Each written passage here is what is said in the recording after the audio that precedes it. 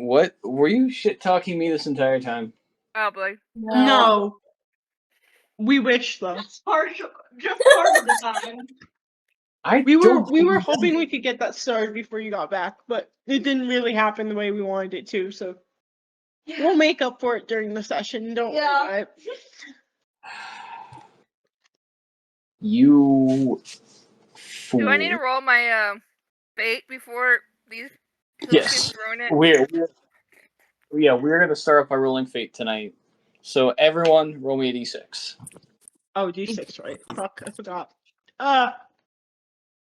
Should I get That's dice a out of the 5. Astarian bag? Or the if the DM smiles, it's all over bag? Gustarian. That one. Astarian? That's a 4. I got a 5. All right. 6. All right. I got a 5. All right. I have read. So 1, 2, 3, 4. All right. Mel, did you roll a d6 for me?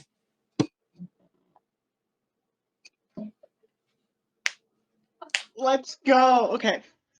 Anyways, sorry. No, you're Ignore. good. I'm trying to. Damn. Wow. Okay.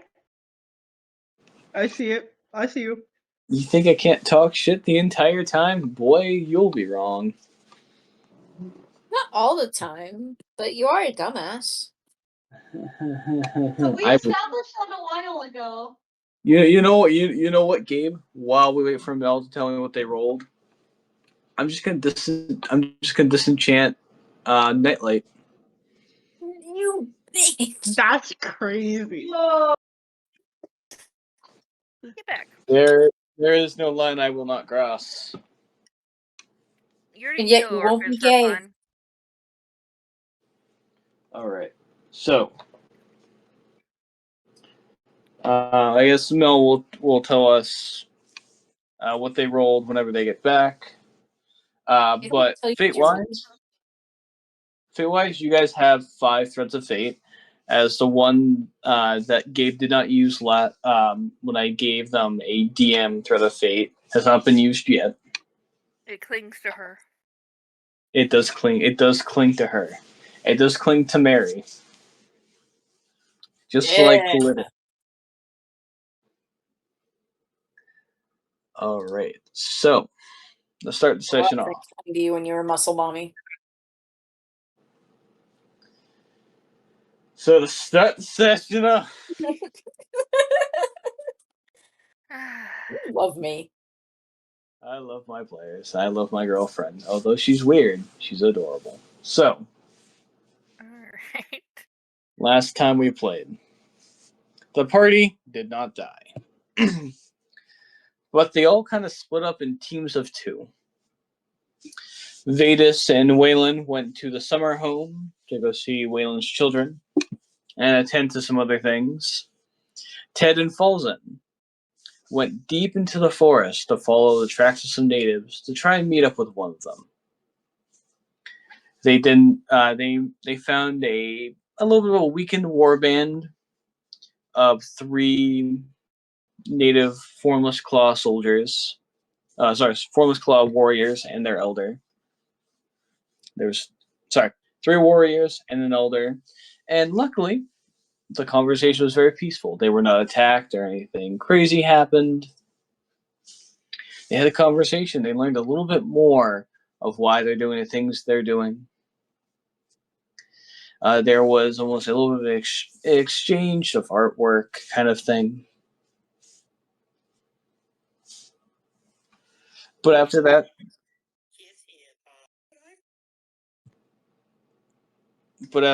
the party returned back to their... It's all right, Mel. You just missed the BBG fight. No, I'm going with your recap. The party returning, Falzen and Ted returning back to the parts campsite, returning back to kind of the destroyed kind of merchant outpost that's slowly rebuilding right now. Marri and Quinn, a lot of very like unlikely allies last session, stuck together at camp, tried to help like kind of rebuild some different things. Mostly Marri helped around. Quinn, always looking for trouble, decided to try and see what was up with the Jade Sending Stone. They then figured it out. They got some more very interesting information.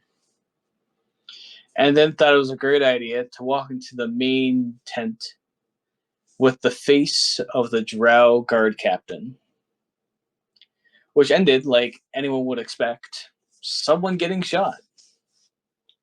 But luckily, Quinn survived. And tensions were high and then they were low. But after that, the guard captain, Marri, and Quinn went looking for healing herbs in the woods. They found a handful. That should be an episode title in the future. Unfortunately, Quinn survived.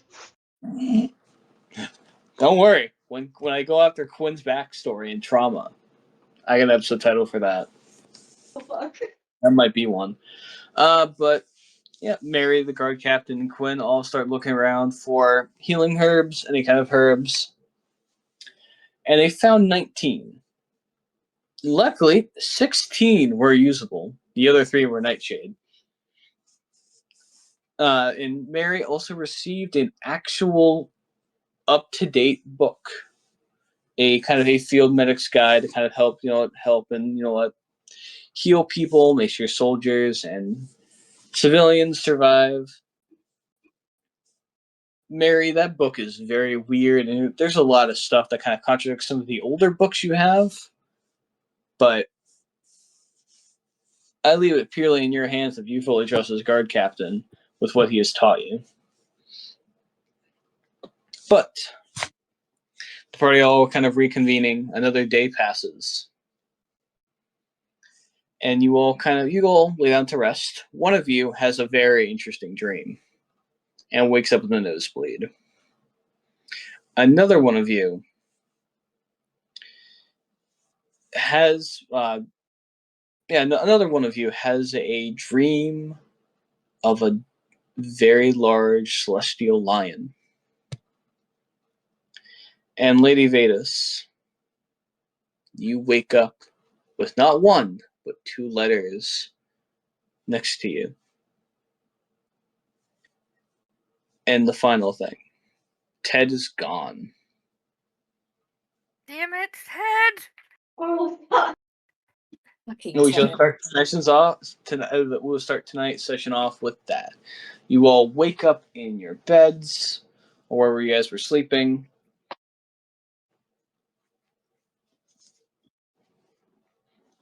So, we're gonna start with Marri. You wake up. I'm guessing Falzen kind of does the same thing he does every morning. He wakes up early, makes breakfast, enjoys the peace and quiet before the people wake up. Before Quinn wakes up. Yep. Yeah. And actually, let's start with Falls. Falls will be the first one to wake up. And anyone, if you want to jump in, feel free to jump in. Falzen, you wake up before probably the sun rises a little bit.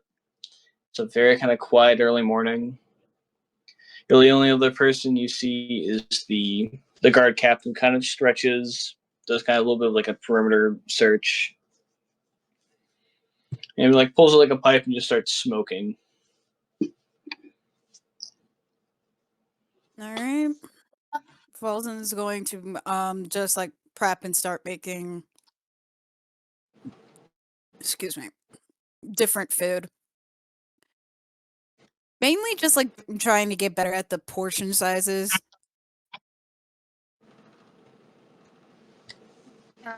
Vetis would Make probably a be coming separate little thing for Vetis. Yeah, Vetis was probably not too long after would have been coming out of her tent wearing ridiculous outfit like this. She is literally reading something as she walks out, and proceeds to like sit near Falzen as she reads her letters.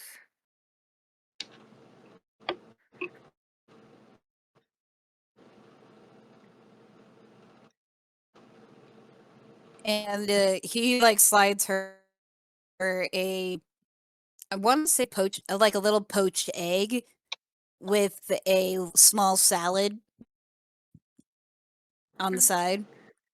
Oh, thank you, Falzen. She kind of like Yeah.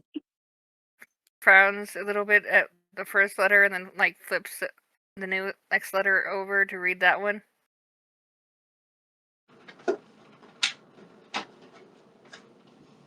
What's the letter? Apparently letters from my parents. Both of them. Together. That Yeah. sounds interesting. Normally things are broken when they get together. Or I don't want to think about what happens when they get together, as no child does. They're getting along, it seems like. That worries me more than anything, I think. That should not be a normal reaction. But I get it. They have an interesting relationship. I don't know if that's the correct word, as it's very explosive normally when they meet. I've learned to They tune have them an out. interesting history. Yes, you could say that. All right. And technically, my father didn't know I existed until I was a couple years old. So wait, your mom full ass hid you for a couple of years? yes, That or at least didn't worry about finding him. It was apparently, from what I've gathered, unwillingly gathered, as it was a fling on a random month-long fling. I prefer not thinking about it. And then she found out she was pregnant, had me, realized something about my father, and proceeded to not worry about finding him. that yeah. is the Yeah. most messy thing that I have ever heard. Mhm. Yeah, it caused a lot of drama where I was from. Even though people were very polite to not say it in my face, I knew they were judging me for it. So I did not grow up with many children of my mom's. I wouldn't call them friends so much as peers. Yeah, because every time I was, yeah, peers or acquaintances. Yeah, I could see the snide looks in their faces anytime I met them. So they might not say it out loud, but I could tell. So yeah, yeah. My mom and my dad are very messy every time they meet. So yeah, so them talking about where I am has thrown me for a loop. Very much so. And then she finished reading her mom's letter and starts blushing even more. What the fuck? And apparently my mother she apparently thinks I have decided to raise children with Wylan. At that point, Wylan is walking in, like trying to cover up and like hold the blood coming out of his nose, like in as he's like stumbling into the trailer. So Vetis is not looking at you and refuses to look at you. She might Marri have a will little also bit of follow pink cheeks, behind. look like her little bit of a rosier hue on her cheeks than normal. And Wylan just goes, "Does anyone have like a napkin or something?" Yeah, they're sitting off of where Ember is, and he's just like pointing to where his snake is, and there's like a little pile of handkerchiefs. Adorable. Yeah, no, I'm Yeah. gonna gather them and like try to like stop the bleeding from my nose. Wait, why are you bleeding? Oh, You read the letter. Finn had a nightmare. Sorry. Oh. He kicks in his sleep when he has nightmares. I went to go help. Oh, okay. Okay. It's fine. Oh, wait, But- Falzen? Yeah. I believe you have something of mine, and you need to get yours from Quinn. I had him switch it to test you. I'm not sorry because I wanted to know how I was doing with my The sigil? surgery. Yeah. Yeah. Pretty good. You did really well. Thanks. You got a little bit. You kind of set yourself up saying you could always tell, and I had to check. I knew. I knew at one point you were going to get somebody. Don't worry Quinn about walks in, massaging like his shoulder from where he was like thrown onto the ground after scaring Falzen last night. But yes, and not to mention his injured shoulder that he was shot on. Ow. Yeah, Mary's gonna rub that shoulder and help him out. Simply? Yeah, here. And he like tosses the sigil to Vetis. Thank you. Not a problem. Be sure to put back the real one if you please. Yeah, Quinn, return it back to Falzen. Hey, John. John? DM? Yes. Can I roll a perception to see if Ted is with us? Yeah, make me a quick perception check. I think we all assume he's still sleeping. Actually, can I roll a perception check too? Sure. Ooh. So I got an 11 plus... I'll be rolling perception because Quinn would not notice. Yeah, neither would Vetis right currently, as she has letters to... Let me see. I feel rolled very a embarrassed 13, about. so probably not. I rolled a 13, so probably not, but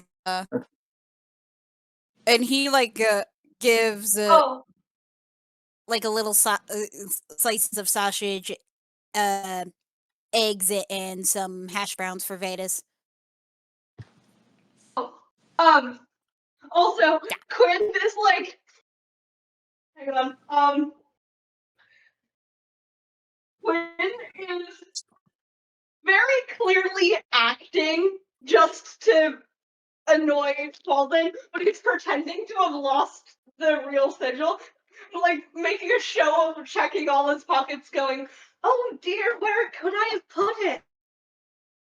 You know, if we don't have that, we have a higher chance of dying, right? Nope. I'm not afraid. I'm not that worried, bro. Quinn doubles down on his performance. And like, I really don't know where I put it. Oh, here it is. And makes a show of pulling it out from like under Falzen's elbow. He can't reach his head.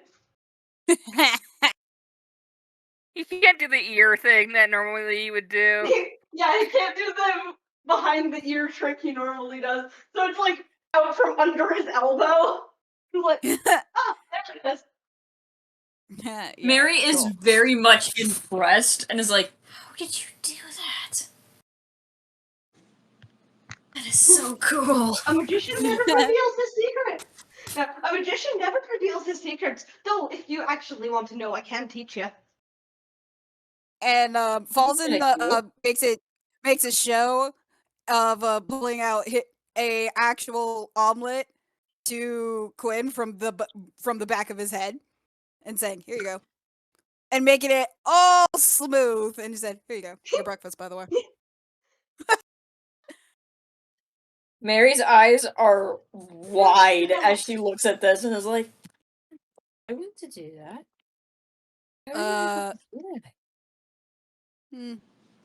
I Marri, mean, I can teach you if you'd like to know. I believe it's like fast hands, misdirection of eyes. It's a sleight of hand, lady. Yeah. Huh.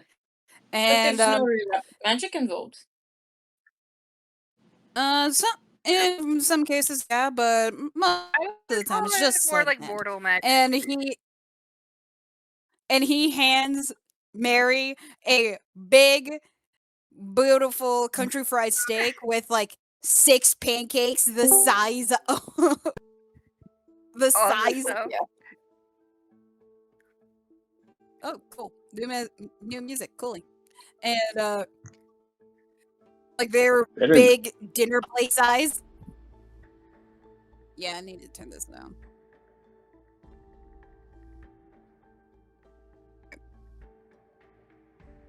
Nice. And just like slice them to Marri with scrambled eggs, because why not?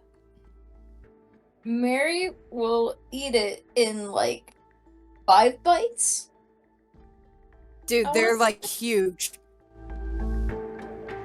She'll try to eat as many as she can in as few bites as she can. Nice. Alright. Vetis takes a bite of like her food and then finishes reading her letter and just kind of like has a frown on her face of that tall?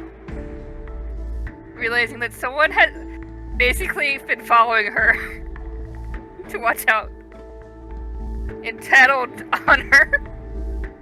I mean, Lady Vetis, if you want, do you want me to like find this person for you to make them not tattle to your parents? Why are we tattling the parents? I just realized my mother knows everything I have been doing because Ofnium has basically followed me to the end and checked up on me. Oh, is that good? It's like your teacher or one of my tutors, like head tutors for my mom, basically Imagine checking up on. Imagine your mentor that was hired by your parents to basically trail behind you because they're not completely sure I can confident handle in your class. Yeah. Yes. Yeah, I'm insulted that these things I need to be watched after. How dare her? Yeah, imagine them having no faith in you. That's weird. I never have to. Yeah. Family told me everything I did. No, I mean like imagine your mom following you from far away, not having faith that you can actually. It'd be like since you didn't have a tutor, it'd be like your mom. Oh, yeah. My mom followed me, but not because of lack of faith in me, just lack of faith in everybody else. I mean that's fair, but no. Honestly, flip that. What's that all of that? Is that all of that? That's probably fair. Because I understand that, but for a completely different reason. Quinn is listening to this conversation. He like looks down at his omelet and just goes, I don't remember my parents. How do you not remember your parents? They gave birth to you, didn't they? I mean, not everyone grows up with. Are they born differently? No, it's usually because that means they're abandoned. Keyboard, Vetis is gonna raise an eyebrow because technically she does not know. Like flinches almost, like it's like very subtle, but like he flinches at the word abandoned. Sorry. Falzen's just like really kind of fucked up. No, it's nothing. I mean, it's true. That's what happened. Were you old enough to remember this, or were you told? I grew up in the circus. I don't really remember anything before or after. So you don't really know then if they abandoned you, or if you got lost. I was told that I was given to the circus by my parents. I don't know how true that is, but I know I tried for years to figure out who they were and never found them. Wait. The circus is usually ran by Fae, yeah? Yeah. Ooh. And you just see like Falzen like putting 2 and 2 together, and he's like, I don't know how to like say this nicely. You don't need to be nice to me. No, it's because usually Fae do not lie. They'll misdirect it or give half-truths, but they are unable to lie. They can't change the truth to what fits them sometimes. Just because they gave them didn't mean that it was willingly. I'm... Like I said, half-truths.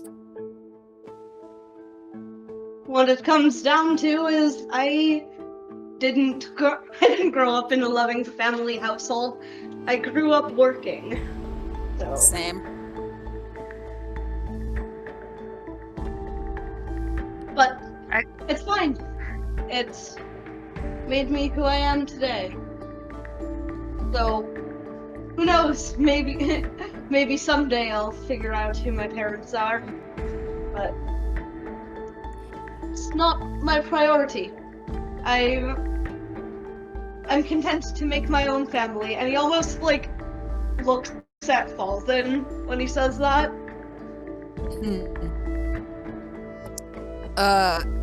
And Falzen actually flinches at the word family a little bit, and he's like, I also didn't have the greatest experience with my family once I was older. I'm sorry. It's okay.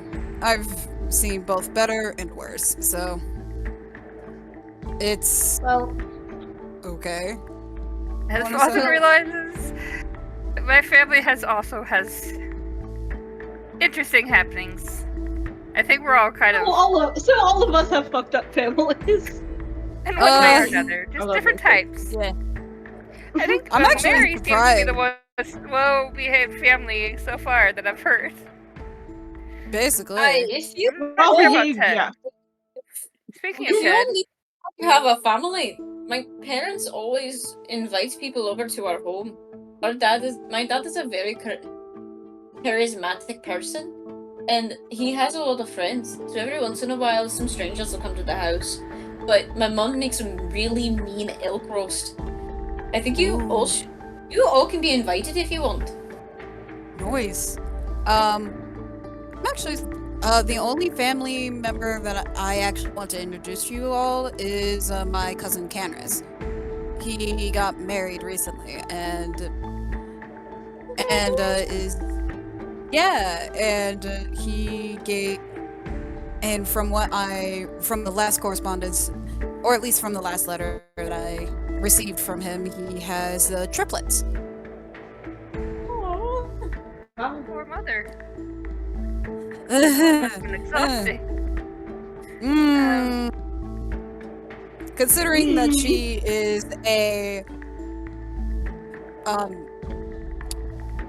she is an Asmar woman, that looks closer to a Eldarin elf. Yeah. And my cousin is taller than me. Why would you call your mom that?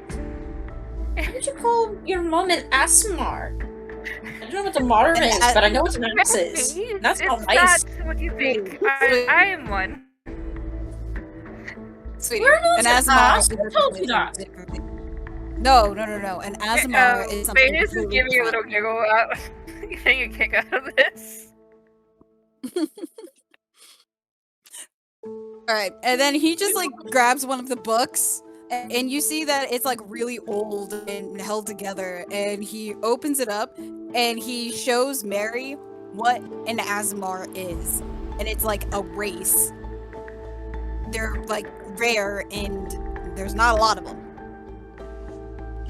Is this one of Marri's medical books, or is this a different book? Oh, it's from one of Falzen's books.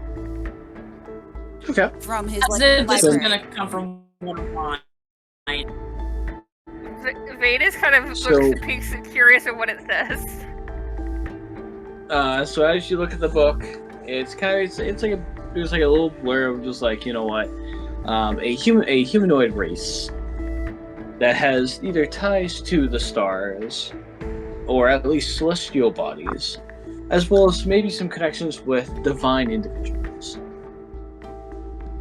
Sometimes they are born, sometimes they are chosen. They are very rare to come upon. They're very rare to come upon. And normally these people are very important. Some religions believe that they represent change. So you're an angel.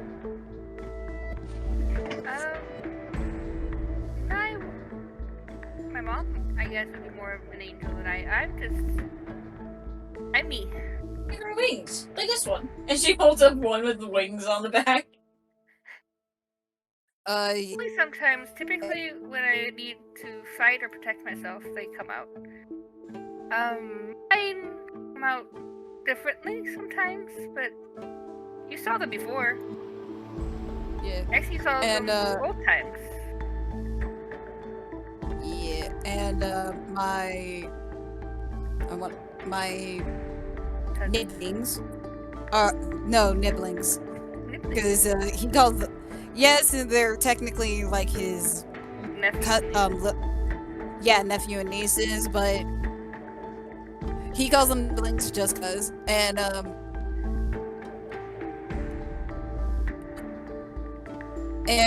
he tells Marri that Candaris' wife is what is called an Asmar. And my cousin is also a Goliath, but he's taller than me. And is about the same height as Vetis. Yeah, he's taller than me.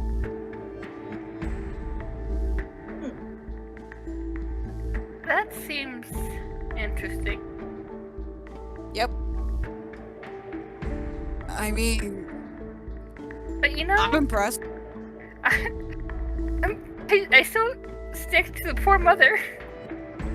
Yeah, same. I sent her so much stuff. Oh my. I wonder if your cousin-in-law knows my mom. I mean, that would depend. I would have to write to her. Does she practice any religions? Oh, DM! Yeah. Does she practice any religions? Your mother? Yes. Or involved in any of that? You know what? Make me a quick history check. And DM, I might need to steal you for game sneaky real quick. Also, for clarification. Would it be something that she would have learned in her lessons?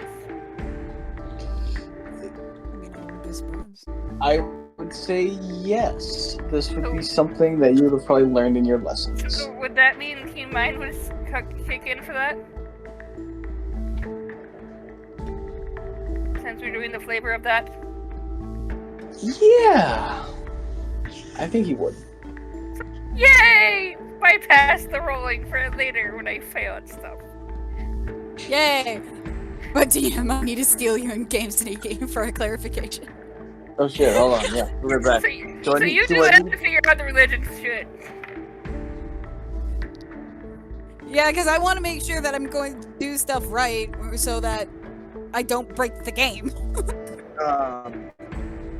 Is it just like what religions are there, or is it a question like a little bit like more? Her cousin, like the cousin-in-law in my mother's group with the religion, basically. Because if I remember correctly, we don't have the same gods in the saying like the Raven Queen or anything like that, but no, we do not have the Raven Queen. No, we have like a bunch of homebrew awesome religions that I might have gone too in depth with. Yay! Can I see those? Because I forgot about. Because I need to see those. Sure, yeah. Technically, that's not something we have decided on my side, so that's something you would have to decide on your side. Yeah, I know. Yeah. No, I'm talking about John. Yeah, I do. That he's fine when he isn't. Well, that's why I don't. Grab the religion real quick. Yeah, because like, the backup character is a literal paladin. He's like, get unclumsy, bro. Get unclumsy,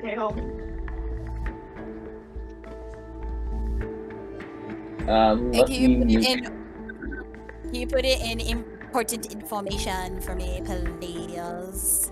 It should. I think I should already have it in important information, but also I could be wrong.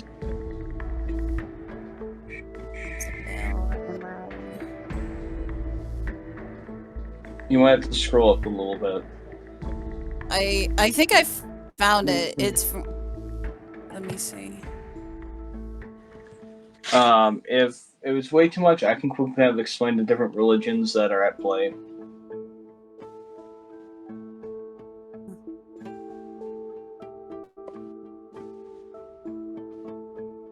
All right.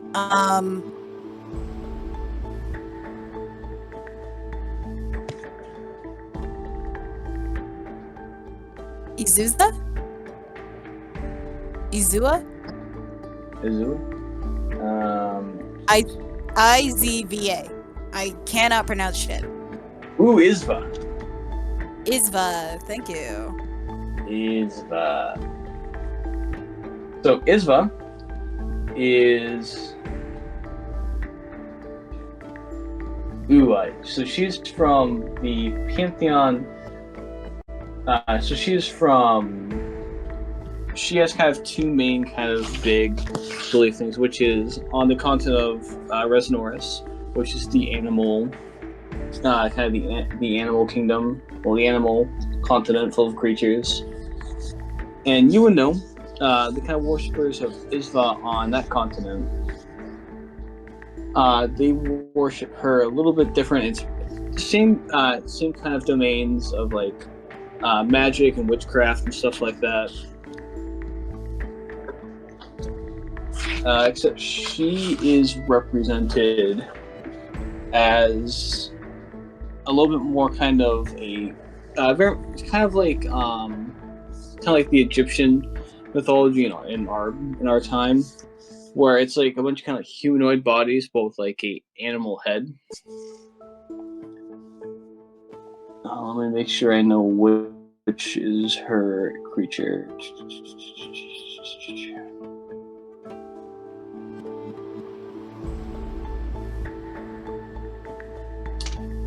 So you would know that her kind of what she's described to look like to the Resnoran people is what looks to be a white cat with red eyes, so kind of like a albino cat. She's also worshipped on the continent of Modesh, where she is a very young girl but she wears kind of like this like rag. She looks like very much like a young witch. And you also know that she is a twin date, where she shares the domain of magic wares with Regis. And they both kind of, with their powers combined, kind of represent magic in the world. What we played with in the first campaign. And they both they both kind of show up as either like very young adults or young children.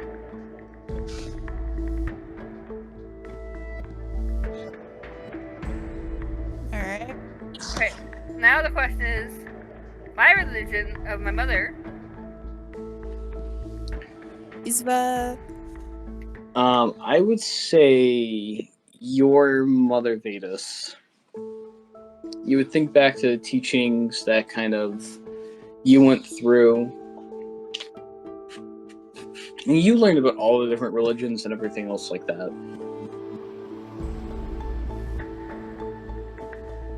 And your mother really did not believe in a solid single or many days. She just kind of believed, as does like many other angels, and like angelic creatures like that, kind of believe in good and bad.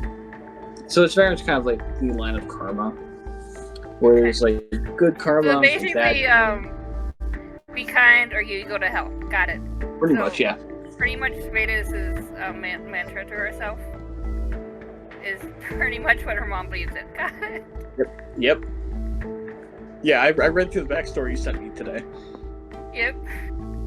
It works. And Nice.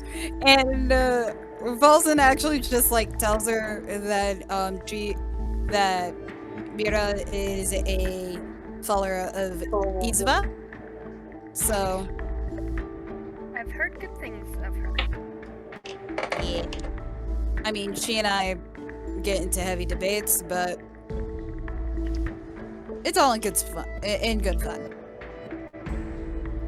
Yeah. How long has it been since everyone else has gotten up?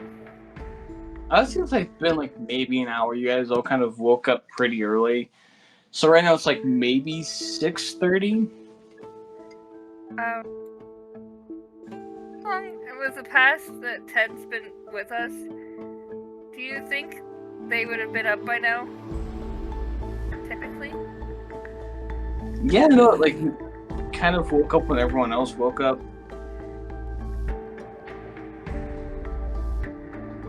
How far away is his tent compared to like? Does Ted even have a tent technically? I mean, I think Falzen helped Ted build a tent. Okay. So I Ted's Ted. Ted's tent.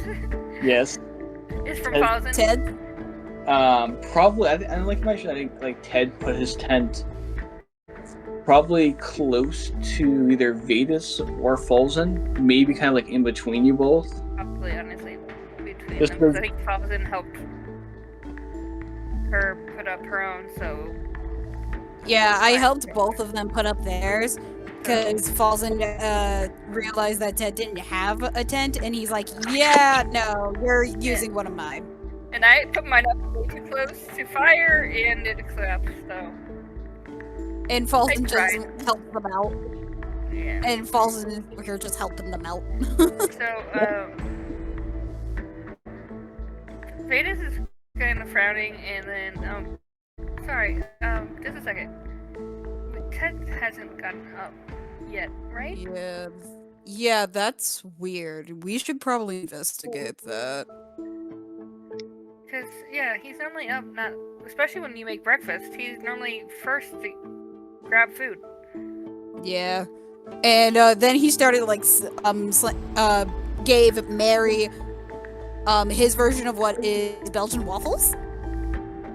So they're, like, a thick boy. Like, you know, like, some of those really thick books? That's easily over, like, a couple thousand? Like, what pants do you have? What magic pants do you have? Bro, this man is constantly on the move, and he eats a lot. You really think he wouldn't have shit to satisfy this dude? Having custom made? Hold on, we are traveling with a massive Samwise Gamgee. I'm calling it right now. Hold on. You are correct. Hold on. Also, back in town when Falzen had to go pick up the stuff that they ordered, you paid way too much. So they made like a bunch of like different shit for him. Cooking supplies, just about everything because you paid them. That's fair. He got all the shit. He is now the Sam. He is now Samwise Gamgee. The super Samwise like that. He's just Samwise Gamgee instead of a hobbit. You got the walk. You got the instead of a hobbit, you got a Goliath. You got a Goliath Sam instead of the Hobbit. You are stuck with this man. Hell yeah. Alright, where's Wylan? Is Wylan still worried about nosebleeds? I think by this time we would have stopped and I probably would have eaten something a little bit, but I'm definitely out of it. And he's abnormally quiet. And you see Falzen like pushing some food to him along with some water and medicine. Like, please take care of yourself. Yeah. Sure. Vetis is still not looking at Okay. What? I would probably notice that and be like, what happened? What did I miss? Nothing. We gotta check on Ted, that's all. Vetis is also part angel, but... What'd you say? Vetis is also an angel, but she doesn't... But I didn't like it when she calls herself an ass. She didn't understand what an Asmar was. It's still mean. It's not mean. It sounds mean. It sounds mean, but it is an actual thing. I guess whoever named it just named it very meanly. Yeah, it happens. And if you can find a better name for it that isn't Dana and won't offend the people being named it, hell yeah, I'm open for it. Well, technically not all of them are angels. Like, not all of them are. It's very complicated. Like, different. We'll take quick thing before I forget. Mel, can you quickly roll me a d6? Alright.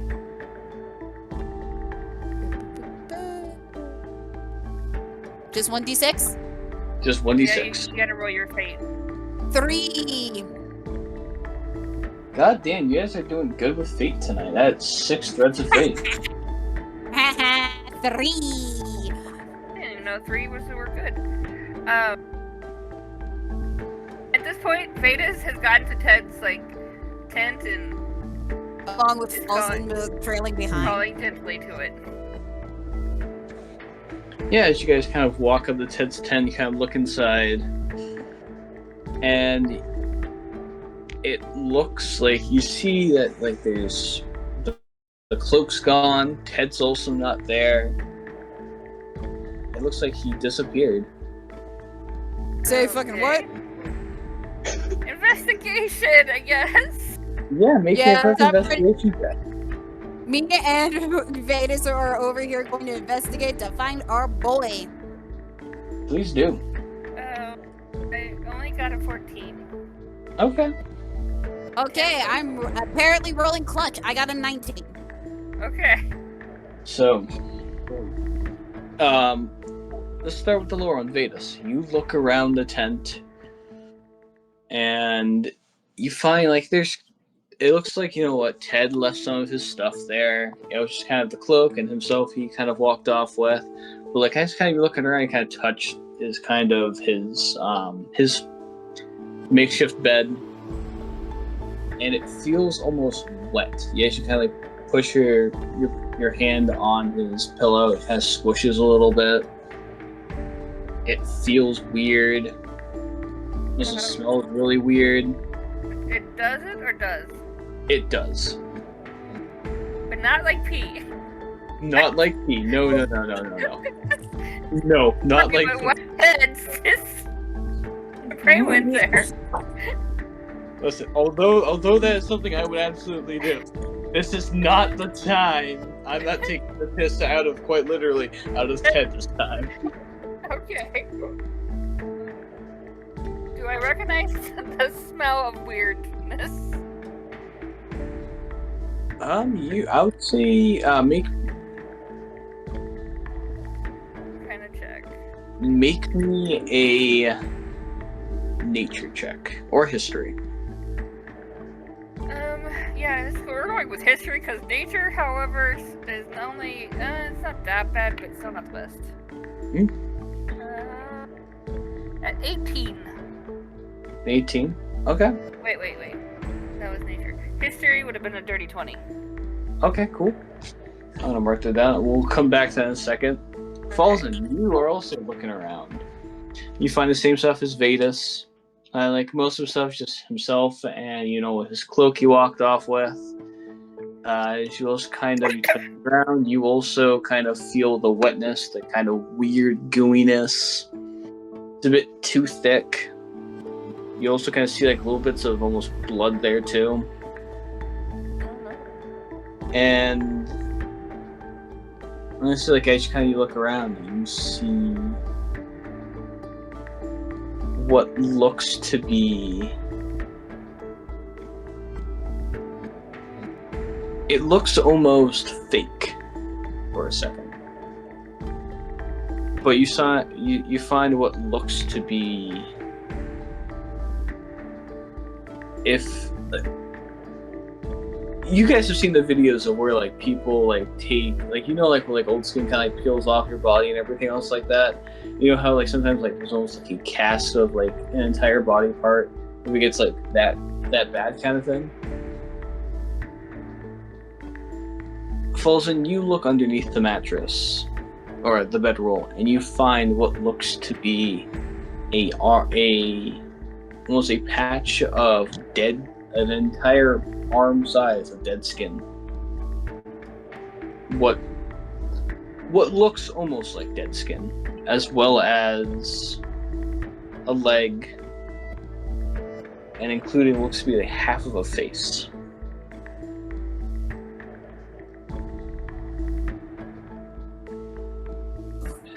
Is there anything you would like to do, Falzen?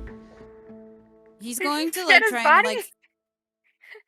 He's going to investigate and then figure out where, in which direction did Ted go.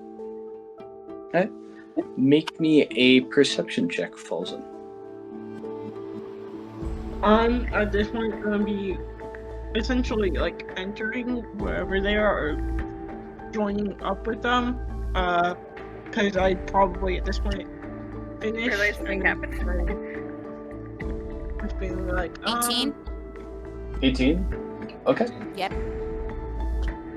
So Vetis, as you rack through your mind to try and wait, before I forget. Wylan, you said you're walking over? Mm-hmm. What did you say you were doing, Wylan? Just joining up with them. They kind of seem worried. And they took a while, so I was assuming it's not because Ted was asleep.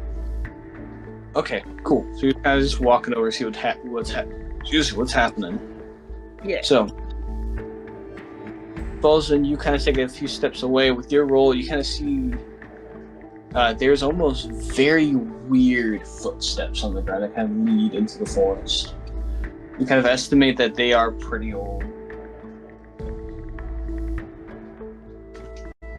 And like a couple of hours old? It looks to be... Yeah, a couple hours old. Like, this probably happened maybe a bit after midnight. Alright. So what did I find out about the thing? So with your thing, we're going back to Vetis. This is gonna be fun. Oh God, I don't like that. You think through your kind of studies. And you said you rolled a dirty 20, correct? Yes. 14 plus 6. Cool. We're gonna go over to Sneaky real quick. Okay. As I don't want the entire party to know this unless you tell them. Oh, goody. Game Sneaky. Drag the camera. Well, hello, recording. And you are muted. There we go. Alright, I'll make sure. Yeah, it works. So, Vetis, Yes. you think through your studies of Is this kind from of my mother's side or my father's side of studies? neither of them. Oh. This is a creature from the Underdark. You also notice kind of, the shedding of skin, the weird gooiness. You also kind of put together kind of, Ted talking to himself. You did clock the him eating brains thing. Oh no, it's a mind flayer. You can't think to yourself he might have transformed into a mind flayer. Or he's a werewolf. Either one's I up am in the mind air. flayer. Do a Ted from being a return Ted back. Yeah, you come to kind of this conclusion. He's either a mind flayer or just transformed into one, or he's some kind of shapeshifter. Okay. That's all. So shapeshifter or mind flayer. Got it. Yep. Multiple options. Alrighty. Back to the It's gonna be party. fun.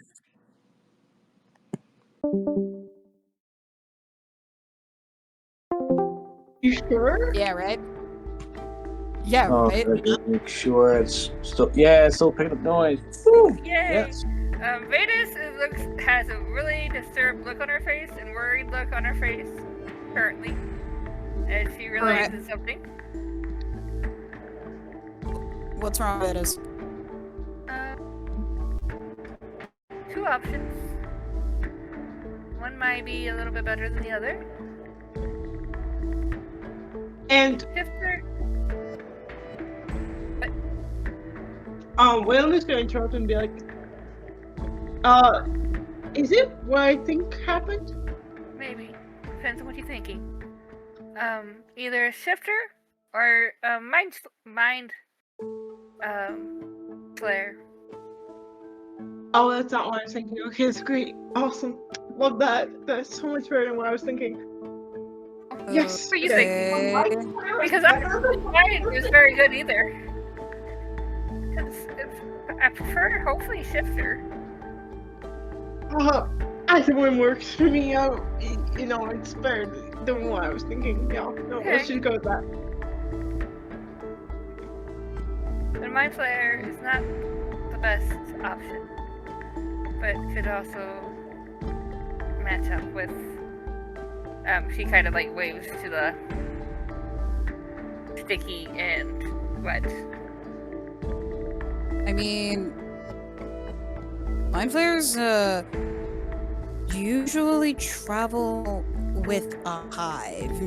The ones that travel alone are actually usually pretty cool. Yes, Ted, however, has been needing deep brains, talking to himself.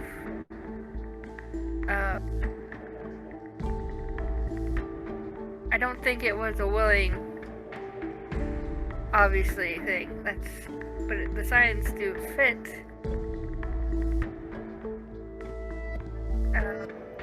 But there's also different types of shifters that could also fit. But either way, we must find him first.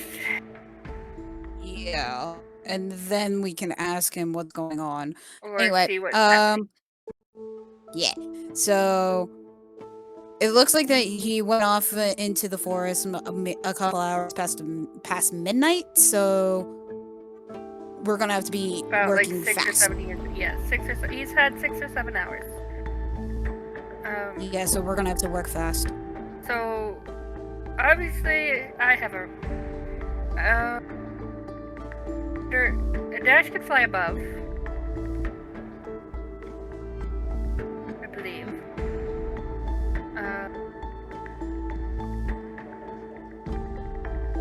However, not very good at tracking, as that is not something I have learned or needed to learn.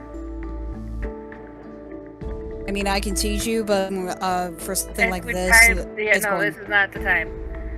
Yeah. Would you be faster above or in the forest? It would be more effective, especially if we're dealing with a shapeshifter, to be on the ground. Yes. Good thinking on going aerial, but unless it's like something pretty large. If it was something I was chasing quicker, yes. Let me think. I might. John, I have a question. Oh, I love questions. What's up? I'm gonna send you a message. Instead of going to sneaky, because I don't want to go to sneaky currently. For one question.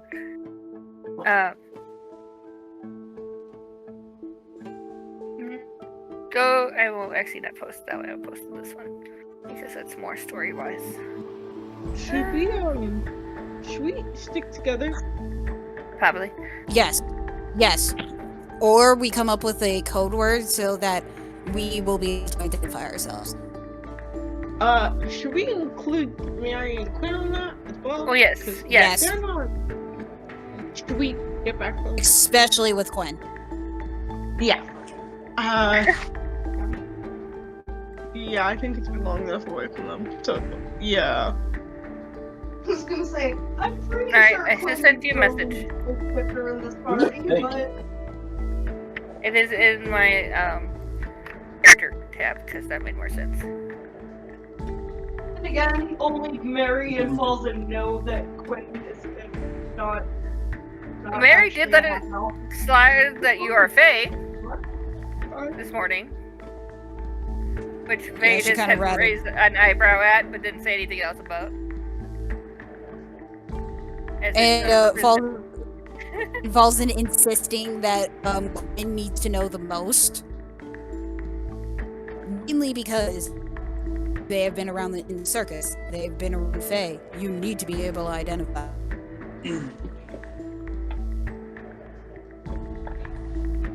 Alright. Okay, almost, hold on.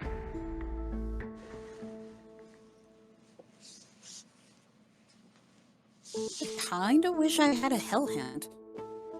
Yeah, that would be nice. It's almost like Wylan, right? Do you want me to go get King?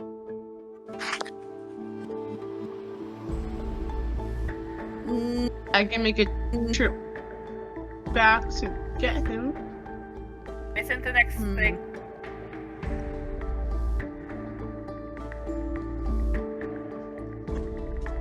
Paul's like actually kind of hesitating because he doesn't know the temperament of King. We've been around King. Falzen has been around King the least. Yeah. And because it's now like a rescue mission, he does know that it could go really, really bad. If you're worried about King, I trust him around all my kids. The youngest being 8. Yeah, Vetis is gonna the junk was here. I just tuned back in and says, King was getting scritches from a child yesterday. Alright. Yeah, we're gonna have to get King and then I can get, if I take dash above, I have a way to track him. What's your way to track so that it doesn't cross to what I'm going to do? I don't think it would cross. It is something of my heritage. Fair. All right. And he's going to like look at Wylan and ask him to go get Kit. Because this is really bad, and we need to figure out what took him, and or be he able left to. On his own? Yeah. I mean, what took or what hypnotized him to come to them. Yes. 120 feet message range. Nice. Sweet. So I don't know how far that exactly is. We could. How many in like rounds is that? 120 rounds. 120 feet, so that would be. I think that's like 30 feet per. That's like 2-3 rounds. Yeah, I think it might be 4. Yeah, no, so that is if 4 not rounds. a dash, it's 4. 2 dash, 4 regular movement. Okay. Yeah. For dash, it's 2. For regular movement, it's 4. Also, how fast is Dash, speaking of horses, or Pegasi? So it's pretty much just double what the Pegasi's normal movement is. Pegasus. So I'm just look up Pegasus D&D stat block. You need me to? I was going to, Yeah. so just so. Unless you Perfect. have a different one in mind. Nope, just look at the one that you're looking at, because I think it's probably the same one that we've both been looking at. Okay. It is but- speed of 60. You said 36 feet? Or sorry, No, 60. Speed of 60 fly feet? of 90 feet. Oh, fly is 90 feet. Okay. Yeah. Nice. God damn. So while you three are kind of talking over by Ted's tent, Marri and Quinn, you see the drow kind of merchant captain kind of walks out. He kind of like gets some food. Oh, how you all doing this morning? I had a great sleep. Yeah. Is everything okay? You seem a little bit tense. One of Ted's missing. Oh, that's not good. You need my help. I can try and find it. Me and the boy. I was supposed to say me and the go. No, Falzen. No, you go first. I have better news. All right. Because I was going to say. Just go. Just go. Just go. God damn it! God damn it! I was going to say that you need to stay here because because he is too young to face off something that is going to be in the forest. So I'm going to need you to stay here to the camp and the boy. All right. In that case, I'll stay. I was just about to say, if you guys were going to be okay with it, me and the boy were going to head back to the city and go and kind of get some more merchants to start actually building this into a real outpost. But if I need to stand here by your own, maybe you want to wait for us to get back and we can escort you back. That would probably be smarter. But I had a feeling today that it was going to be a good day. So sorry. It's okay. okay. I was just so ready to get back, get things together. I mean, you guys have done a lot to help, and we would go back to the city, get restocked, and come back here as soon as we can. Me and Zim Tortellini. But you're right, we probably should stay here. Your friend's already missing, so. Sorry for raining on your parade. Oh, it's okay. I just miss having a bath. Yep. Would you like me to cast prestidigitation on you? Oh, that would be amazing. I didn't know. I didn't want to ask you guys. You know what? Because I've already. Yes, please. She's gonna make sure he's clean, and so is Zim Zam Tortellini. I don't think that was the last name, but it's gonna be it now. Oh no! It is. It's in my notes. Your kid's name is Zam Zim Tortellini. Zam Zim. Okay. We cast I will make sure that they're prestidigitation. both clean. If there's any like rips, I'll cast mending just so that they feel a little bit better. Yeah, you kind of clean both up, and you see, like, the kid just gives you like a solid thanks. The merchant guard captain kind of also gives you a thanks. Well, in that case, I guess I'll stick around here to try and fix some things up. You sure you don't need my help finding your friend? I can maybe get a better look at what's going on inside the tent. I mean, I've tracked enough runaways before. You see, he starts walking towards Ted's tent.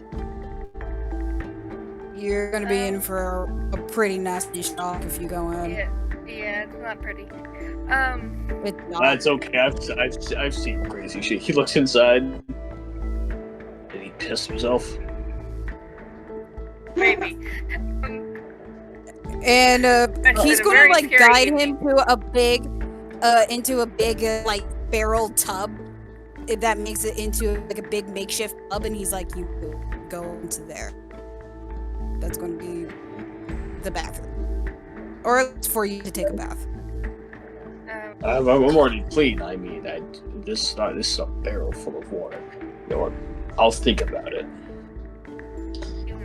I'm into more of like the lavish part of taking a bath and getting into like a nice bowl of thing of hot water, scrubbed. How much water is a cubic foot of? What was your question? One more time. Yeah, you cut off. Matter. How much is that? Like, how much water would that be? That of it? A cubic foot. How much water is in a barrel? Oh, hold on. A cubic foot of water? Yeah.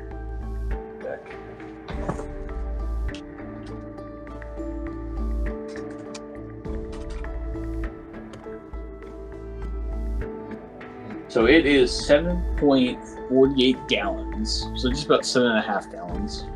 How much water is in a barrel? A stand for like say an oil barrel, it'll be 42 gallons.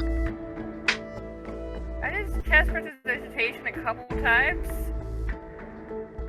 It's there. You got warm water, bath water. Yeah, but I understand it's like in a barrel now though. I missed the lavishly, getting into an actual bath. Yeah. I do not think I'm trying to be disrespectful. It's just I'm already clean. I missed the nicer things, and I gotta report back to make sure Zam's okay. But I'll stay here. Is Wylan back yet from picking up King? I left. Or have you not left? Because I would like to know if you haven't left. That's perfect.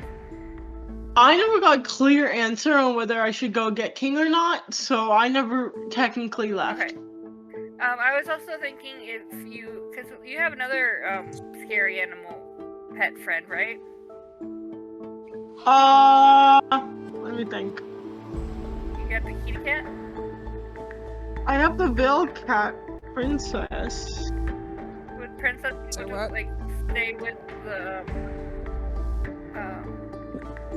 camp and keep watch? Yeah. I can get Princess as well. You don't know about Princess? Princess was the one that was around before. Princess is my Veil Cat. And then that is very much into collecting all animals. And you just see Falzen like, what the hell are you talking about? Princess. Yeah, and then I'm going to go get. Oh, I'm just going to disappear at that moment. Look at Princess and King. Yeah. So I disappeared. I love the fact that Vetis is just like, hey, Wylan, can you get a princess and king?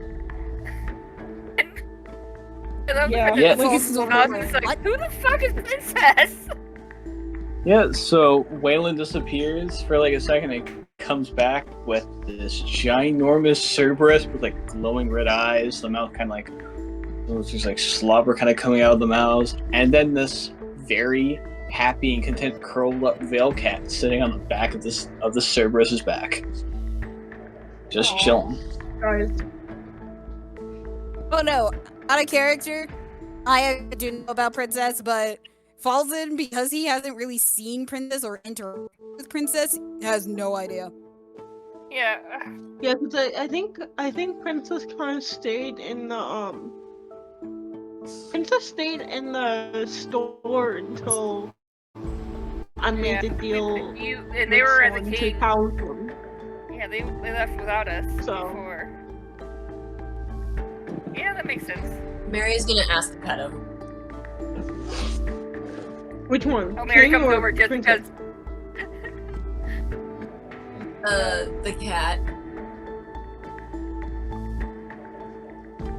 Or be very gentle and very slow. She's a little bit. Over? Mary's gonna heed Wylan's warning and pet very slowly. So Mary, you kind of reach your hand out to pet this Veil cat. Okay, this is the most beautiful, majestic looking creature. And you see like the eyes open up slightly and kind of just look at you. You slowly kind of pet the creatures. And down like its head, down its neck, kind of its back a little bit. And it's so soft. The Veil cat purrs. And this goes on for like maybe 10 seconds before the cat stands up, gives you a death glare, and walks off. That's where you watch a cat thing right there. Yeah. She's very dramatic. And you just see Falzen like, okay. Huh? And he's like, okay, so that's Princess. Cool. Yes. Yes. Wylan can promise Princess if she guards the duo that she will get a nice steak dinner. So obviously we wouldn't make her. Yes, I can. Yeah. So then, John, I'm going to go and talk animal to Princess. And you go and talk to Princess. Yeah, I'm just gonna say, hey, can you just stay here, relax, make sure nothing happens to the camp, and then afterwards, Vetis will give you a steak, and I will make sure that the kids won't bother you as much when you get home. You say this, and the Veil cat kind of looks at you, blinks a few times. Very good. I am getting tired of being pet all the time, but then again, they like being pet. I'm going to sleep over here. You see the Veil cat kind of walks over to a spot, lays down, and then passes out.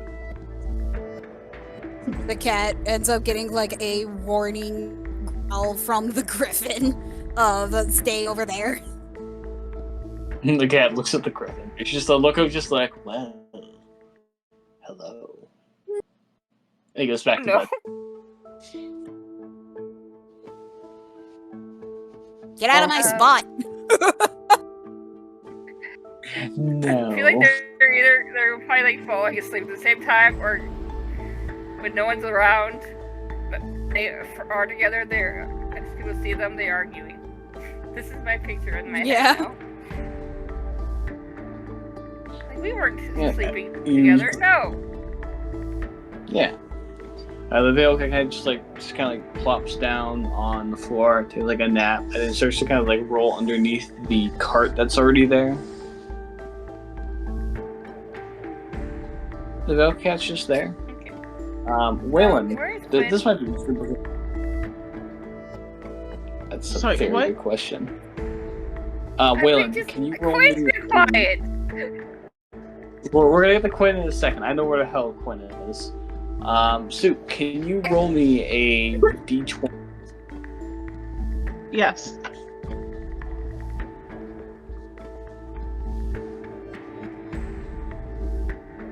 That's a 15. Okay. What's everyone's passive perceptions again? Alright, let me double check. Mine's 14. Yep, 14. Quinn's is 15. Okay.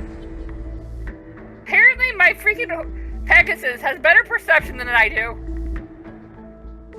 I'm not surprised. All right. Passive. My passive perception. My passive perception is 11, and then Quinn's is 15. Let me double check. They're checking. Give them a second. Okay. My Pegasus is 16. Cool. Yep, 15. Cool. This is the going correct number.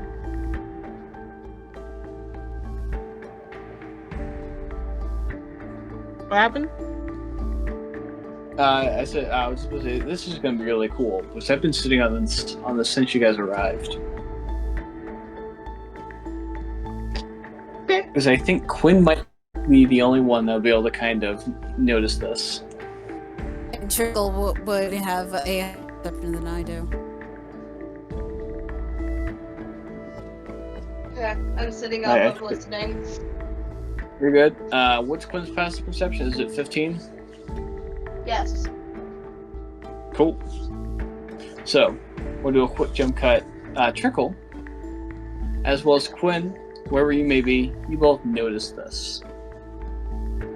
You guys kind of, you know what, you guys are doing, you both, Quinn, you're doing your thing, Trickle, you're doing your thing. The cat kind of rolls underneath the cart. And Trickle and Quinn, you both hear almost a very light thud. As to everyone else, Trickle, no, not Trickle, the Veil Cat kind of just rolled underneath the cart, or like rolled in some kind of foliage, some grass underneath. You both, Trickle and Quinn, you both know that the Veil Cat rolled underneath the cart and almost fell down a little bit. But it wasn't far enough for the cat to kind of really care.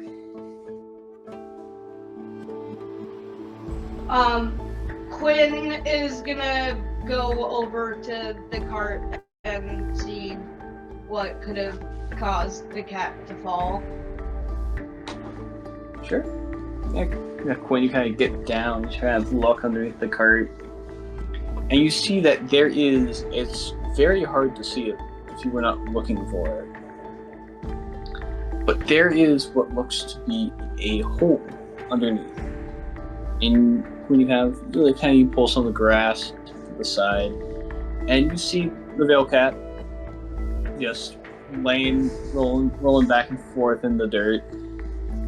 But you've also noticed what looks to be a scroll casing. Trickle is going to be like already going in and taking the scroll casing and slowly drag it back out. When you see this little griffin grabbing the scroll casing, trying to pull it away.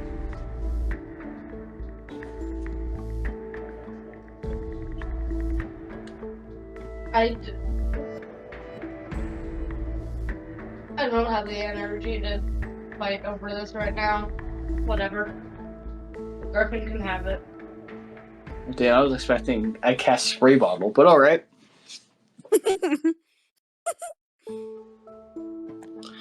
Sure, yeah, so it would have been cool.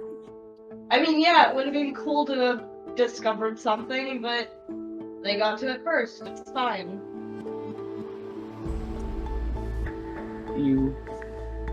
Trickle comes back to Quinn with the little scroll casing in its mouth and is like sitting at a wait, like, hey, look what I found. Quinn will pat Trickle on the head. Like, good job. Yes. I'm best Griffin. I'm the best Griffin. Yes. That's stepfather. Stepfather. No.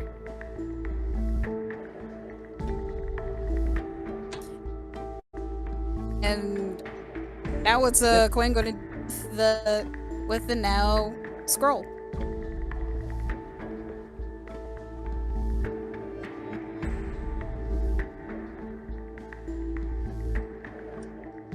I was just sitting there inside this little creature's kind of beak. Would you like to open it? Just underneath this cart. Quinn will take the scroll. Crap, I left my money over there. I have to get up. It's you. It's there. Okay, cool. Because I would like to roll either history or arcana to try to figure out what it does. Yeah, sure. Yeah, make me a. Honestly, you don't have to make a check right now. As you start, you take this kind of scroll case in your hands. The people kind of your other party members are all kind of talking about some other stuff, and you kind of pop the top off. You kind of reach in, you pull out what looks to be it's a piece of parchment. It looks pretty old. It looks like it's been ripped out of a book. As you kind of you pull it out and you look at it. I'm going to DM you what's on this. Because someone's going to be interested, and I think Quinn having the power of this information is a lot funnier. That's Hell fair. yeah. It only sounds funnier. Yeah, it's always funnier.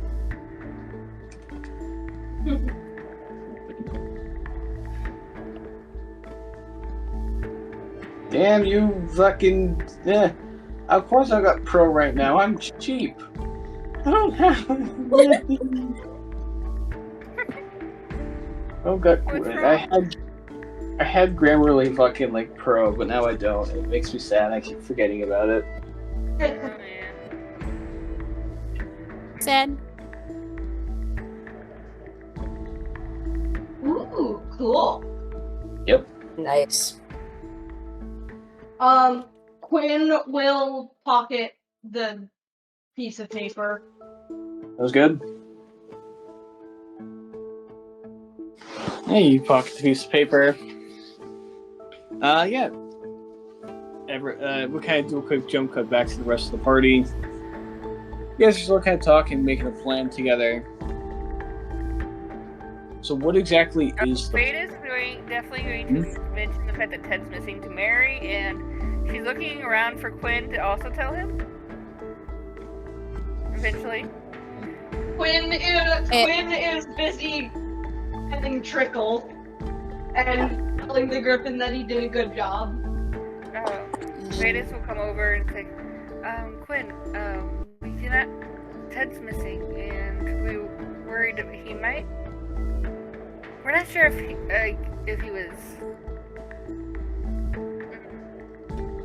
he left on his own violation and he's a shifter or a mind flayer, or if someone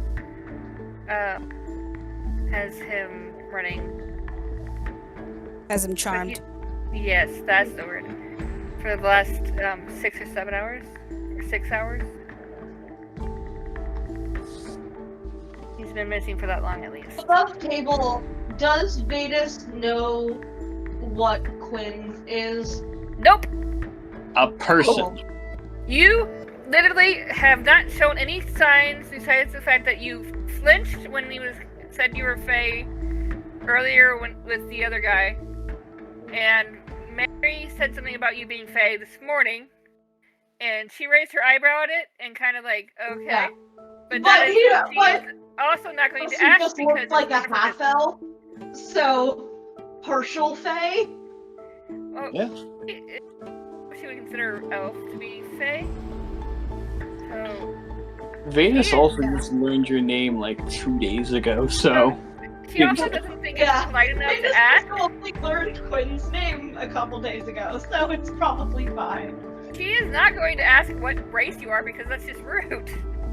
Yeah, even though Falzen specifically told her to start being rude, because you're gonna have to start asking really uncomfortable questions. She's not gonna do it to Quinn, who is a travel companion. That's also very rude. If she didn't care as much, she might be more rude, but not good. Yes, so she doesn't know anything besides your possible play. Shapeshifter. Yes, there was some types of shifters I was thinking of. Possibility. What type of shifter do you think he could be? John, what type of shifter do I think he could be? Well, out of my list of things I knew. Out of the list of things you know, you think kind of, you know what, from the studies you went through, and the shifters you know, the evidence you've got, he could be a were-squid. Or he could be, exactly.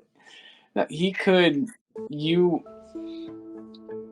don't think, you kind of think about Ted's personality and everything else like that, and you know a little bit of knowledge about were creatures and kind of how weird they are sometimes.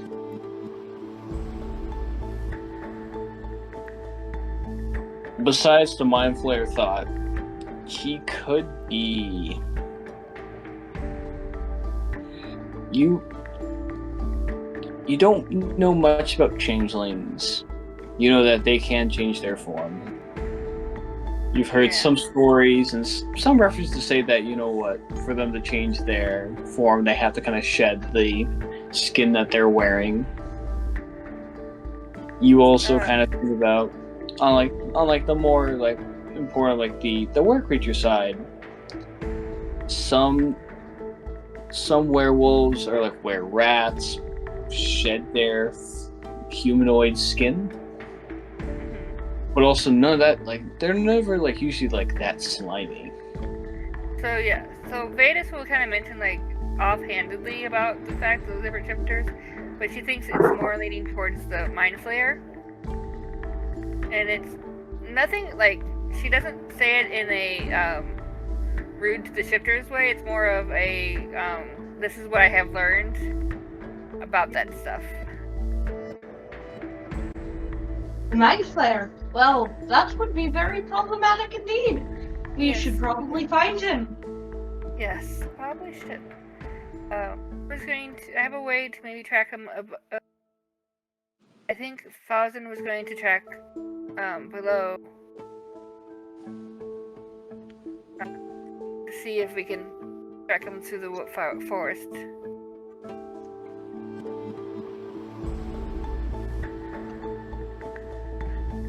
Righty. We should go and do that. I say because I only heard half of that. You only heard half of it.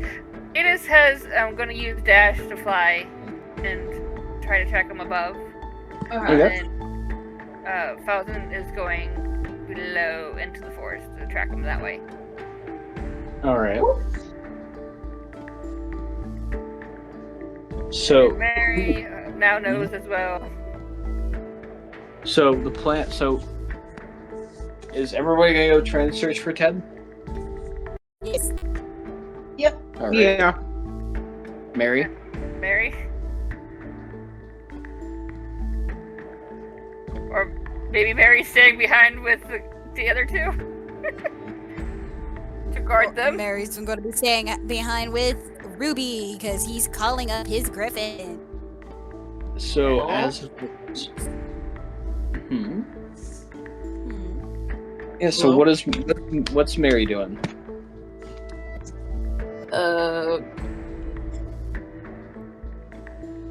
Probably where the birds as we're doing this, I might, I don't know yet. drifting in and out of sleep. And I have to wake up at 7 tomorrow. So Marri's staying at the camp with the duo. Got it. Perfect. Yeah. Got it. Love it. Yeah. We'll do that. I'm contemplating whether if I should wait till 11 or if I should just call it now. Honestly, her fog is sleeping. You can just go. You're falling asleep right now, honey. You should just You need to sleep. and just go to bed. I'm sorry. It's okay. It's fine. It happens. Yeah, we started pretty freaking late. Yeah. Okay. I'll see you guys next week then. Okay, See ya. Alright, bye-bye. Sleep well. I will. Good. Now that she's gone, Mary's actually evil. No. Mary's always evil. So we're gonna say that Marri is going to stay at camp, and Marri has pulled out. She is guarding and circling the camp. She is guarding the camp. She's also pulled out. Are the two search parties? Someone could probably ride with me if they want to ride above. I could. So That would work. So, Mary's going to stay at camp, as well as, she's kind of pulled all three of her medical books. She's trying to figure out, what's going on with the weird goo. And the answers she's come to, God. not cancer. Not cancer bugs. But, I figured it would be cancer with the weird goo, but no, Marri explained with the idea it can't be cancer bugs, so it doesn't make any sense. What it could be, Ted just turned into water. oh my. Oh my. The We're Squid theory is gaining more credibility. The squid shifter. Alright.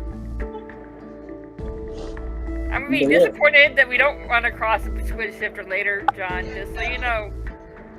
I'm going to laugh if it's somebody Falzen actually knows and wants to shoot on site. I don't, dude. You think I'm Some kid in this world draws himself as a mind flayer and says it's his squid sona. Right, I like how Not in the universe. you overlapped with John, and I couldn't understand either of you. You're squid, alright. I don't know if I want to. Damn you, Quinn. What? I heard your squid soda. I don't want to, but I heard it. Can you guys hear me alright? Now I can. I couldn't hear you before, but I heard the squid soda from Quinn. Amazing. Sorry, I put on headphones because Gabe is trying to pass out, and she wants to listen to my DMing, which means I have to be funny. Oh. And So it's kind of yes. sorry. No. You go. I lost the train of thought. Never mind. I was about to say, you're good. I'm just trying to get everything all prepared and ready. Right, And also, I want to make sure my headphones don't Wylan fucking suck. and Vetis is going up on Dash, and then Falzen and Quinn and King are going to the forest. Is that what I hear? I thought I was thinking King. Okay, you're Quinn. And is Quinn going with? I wouldn't. As much as I say that King is like good with people, I would be better off with you kids there. are With different. Yeah. Vetis going by herself up with Dash, or did Quinn want to a ride? Quinn is gonna glance at Falzen and glance at Vetis and say, I can go with you if you don't mind the company. I don't mind the company. It might be better if I do come across someone, I would like to have someone with me. Alright. I suppose Quinn will go with Vetis. And above table, yay! They're bonding. Wait, They're finally bonding. so, quick question above table. Who's going with who? Because you are going with Falzen and King. Oh, I thought I was going to go with you. Okay. Because she's going flying. Ground What I was at the sky. Yeah, because Falzen hasn't really like fully interacted with Wylan's animals, he wasn't really like comfortable with getting the Hellhound, but because it's an emergency, he would suck it up. But he also doesn't know about King. Yeah, and I don't think King can fly. Yeah, no, because we need it for both ground and air. Don't give the but no, because the fact that Vetis is flying, that's why I was like, wait a minute, I thought you were staying with King. I'm so confused. Yeah. No, that's what we're figuring out. Falzen and Wylan will take the ground. Vetis and Quinn will go in the sky. Yeah. Okay. So, okay, let me make sure. So, Vetis and Quinn, sky. Falzen and Wylan, ground. Yep. Yeah. Yep. Because I have Dash, they have King, it all works out.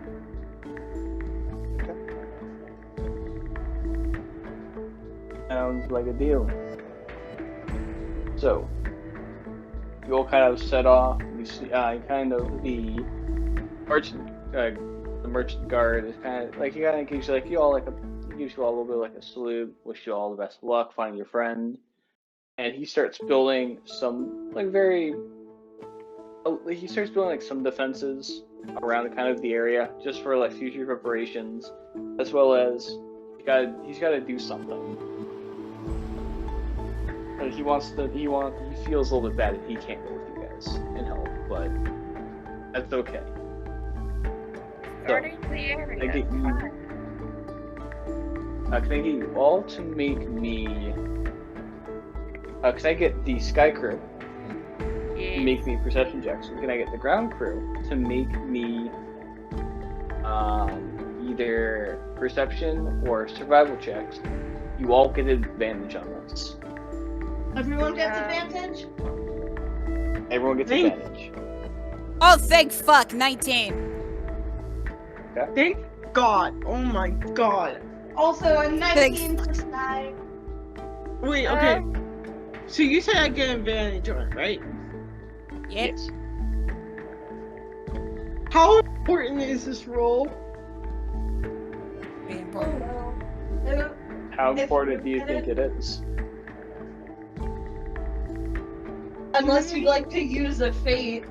Can I? Because I got 2 nat ones in a row. I rolled a 19, so I think it will be the ground team. I thought I won that one with damn fates for today, so I have no problem with it. Yeah, can I just use a fate? Hate to pass. We have 6. Yeah, if you want. Oh yeah, I'm saying don't say to reroll, just say to pass. Yeah. Like if we only had 2, that would be different, but we have all 6, so go right ahead. Okay. Use the fate for another roll. Okay, not bad. Okay, that's... No, don't use your fate to reroll. Use your fate to get the best possible outcome. It's fate, it's not a roll.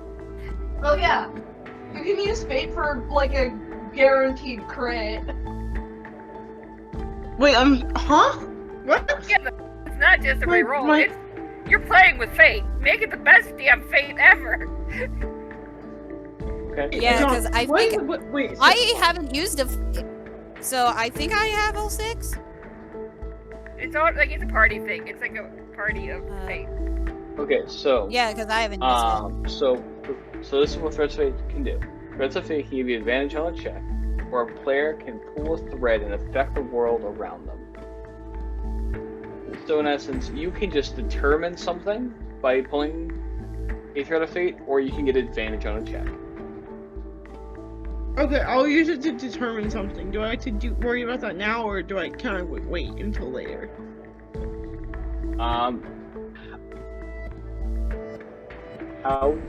What exactly do you want to determine is now in the scene?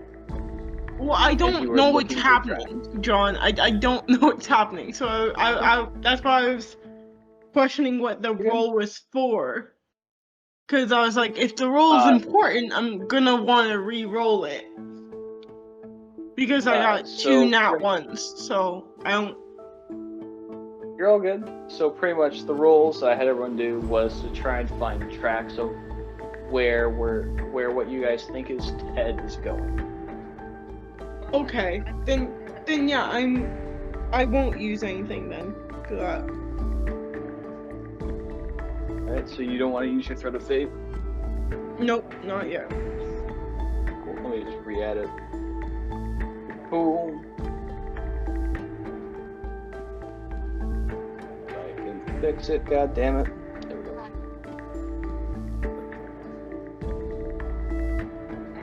go. John, you know how I'm tracking? I do know how you're tracking. Would I still roll it? That's, yes, still roll that for me. Okay.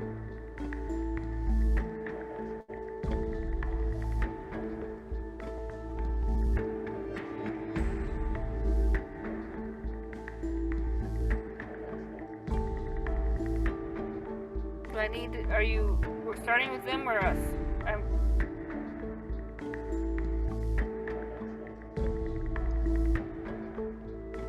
Just let me know what you get with your roll. I had a 1 and then I had a 13, so a 14 total. Okay. Wait, investigation? Oh no. No, yep, since you're Sky Crew, you are Perception. Perception? Yeah, that's a 14. I only have 30, 20. Thank you, Quinn, for being able to spot things, because I suck. Yeah, so. And ground crew was investigation or survival, and I got a 19. I got... Oh. I mean, I got a nat 1 both times, but if I can add a, it was survival. It was survival or what? Investigation. Survival or perception. I thought it was investigation. No, it would be investigation, sorry. Yeah. Okay, then yeah, I'll do survival, and that's +1, so that's a 2. Cool. I'm not useless, because the 2. Yeah, because, when I rolled, I got a nat 1, and then, thank God for an advantage, because that's when I got the 19, and I was like, let's go! Alright. Yeah, no, my dice did not like me that much, unfortunately. Wylan, Vetis, we'll start with you both. Vetis, you were up in the air. You mean Quinn? No. We're doing the two people that rolled really bad. I know you guys are in 2 different places. Okay. I was very confused with that. No, you're good. So Vetis, flying through the air, you're trying to find tracks and everything else like that. You got Quinn with you. As you kind of look down towards the ground, you do see ice. You can see Falzen as well as Wylan kind of trying to find tracks. The thing that kind of distracts you, Vetis, is you look down to Wylan. And Wylan, you are kind of just like Falzen trying to find tracks and everything else like that. But you feel something warm running down at the top of your lip. You're bleeding from your nose again. And Vetis, you get almost this weird feeling in your head as you kind of look at Wylan. Something is weird. Something is happening to Wylan. That's weird. Wylan, another nosebleed, and you get that same piercing feeling in the back of your head. And Falzen, you guys are flying up. You guys are both looking for tracks. And you both find tracks. Falzen, you're a bit closer to the ground. You see, it's almost like a little bit hard, almost like what you guys think might be Ted kind of tried to cover his tracks as he was making his way through the forest. But you do see these almost like weird footprints. And Quinn, when you're up in the air, you look around, you also see like this little bit of an outline of the footprints. Even though you're up in the sky, you got very good perception. But you also notice in the distance there is what looks to be a fight going down. You guys are all heading towards it. I'm gonna like snort and try to like get all the blood out and like stop it as quickly as possible, just getting all the blood out. As I kind of lean down to one of King's ears and just like say like, go faster. Like, we need to get into this fight to make sure everything's okay. So Quinn saw that, and does Quinn tell me?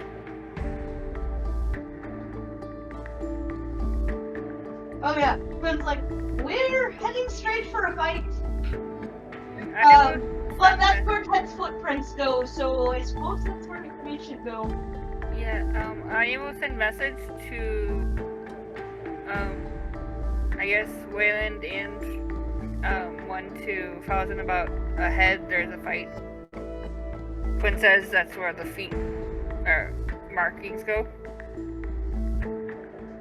Alright. Flying, we're dashing there.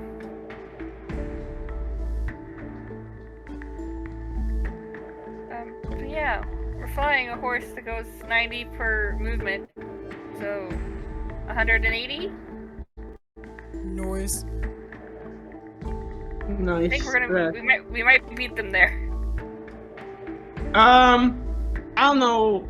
What would be King's movement? Let me check. Yeah,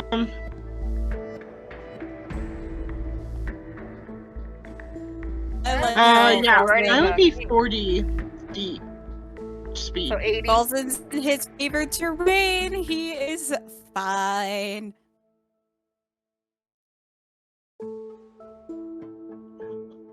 But yeah, Quinn and Vetis are getting there by a horse dashing, or Pegasus dashing.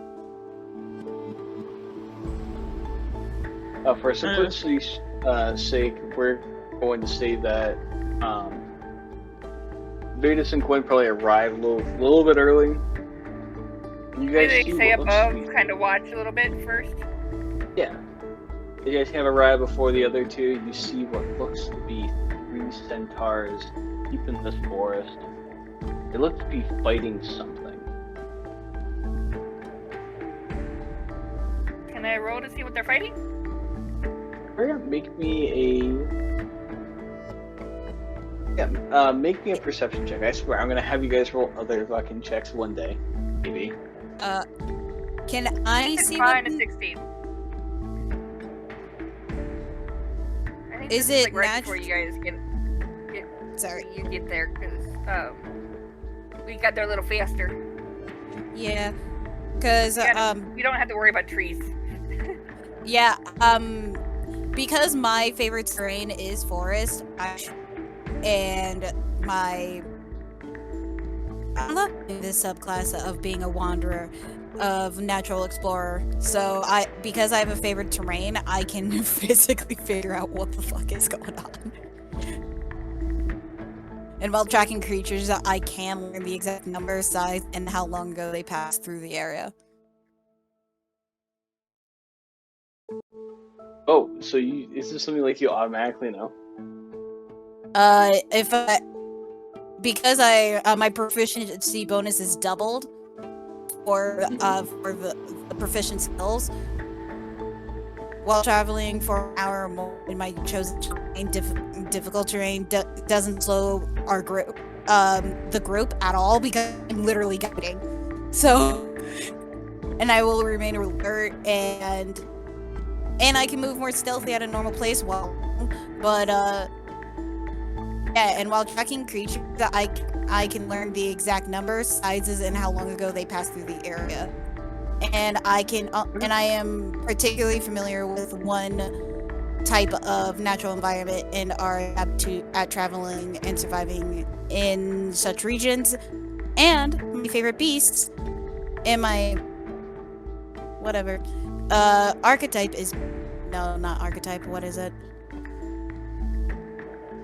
Favorite enemy is beast. My favorite enemy are beasts. Is it a beast? So I can physically figure out what it is.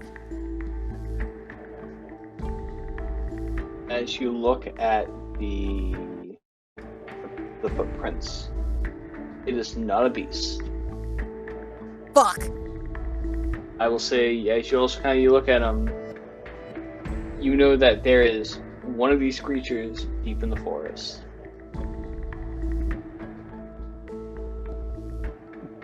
And you know that these are the same tracks that were going from your guys' camp in this direction.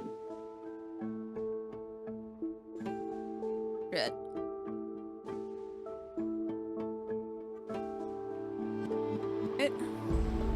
So it's, John, can I make only a perception check? And it's only one creature, right? It is only one creature. Just the one creature you're tracking. I would say you would also probably pick up that there have been centaur tracks around the same area. Oh yeah, there looks to be like the creature you guys have been tracking from your camp. It's just there's only one of them. Wylan, you had a question? Yes, can I make a perception check to see if I recognize anything? And to see if I can figure out why I got the nosebleed this time. To see if there's any connections. You can roll me an insight check. I want to quickly jump back to Vetis and Quinn and answer their roles real quick, and I'll come right back to you. I got a 16. I don't remember what Quinn got. Quinn? What would you call it? Perception. Yeah, perception. I just missed the memo that we were supposed to roll again. It's great. Since we arrived before them, we could see 3 centaurs attacking something. But we guys roll perception to see if we can see what they're attacking. Up to 18. An 18? Yes. Oh, I love 18s. So, give me one quick second. So with an 18, as you both got higher up, you see through the wood line a bit, and you see the 3 centaurs running back and forth between trees, trying to fight some large, weird, ugly-looking creature. Good news. It does. Vetis, you would know this very well. That is not a mind flare that they are fighting. Oh. Well, that's weird. Quinn, my guess of mind flare is not correct. Do I know what that is? Make me a quick nature check. Oh, okay. 9 plus 4, so 13. I don't fully know. You're trying to kind of get your mind around it. Do you recognize it, Quinn? It's not a mind flare. Would I recognize it, John? I would say, Quinn, you also you look at this creature and you're trying. You can make me also a nature check. What's my bonus for that? Is it something in their wheelhouse of face stuff?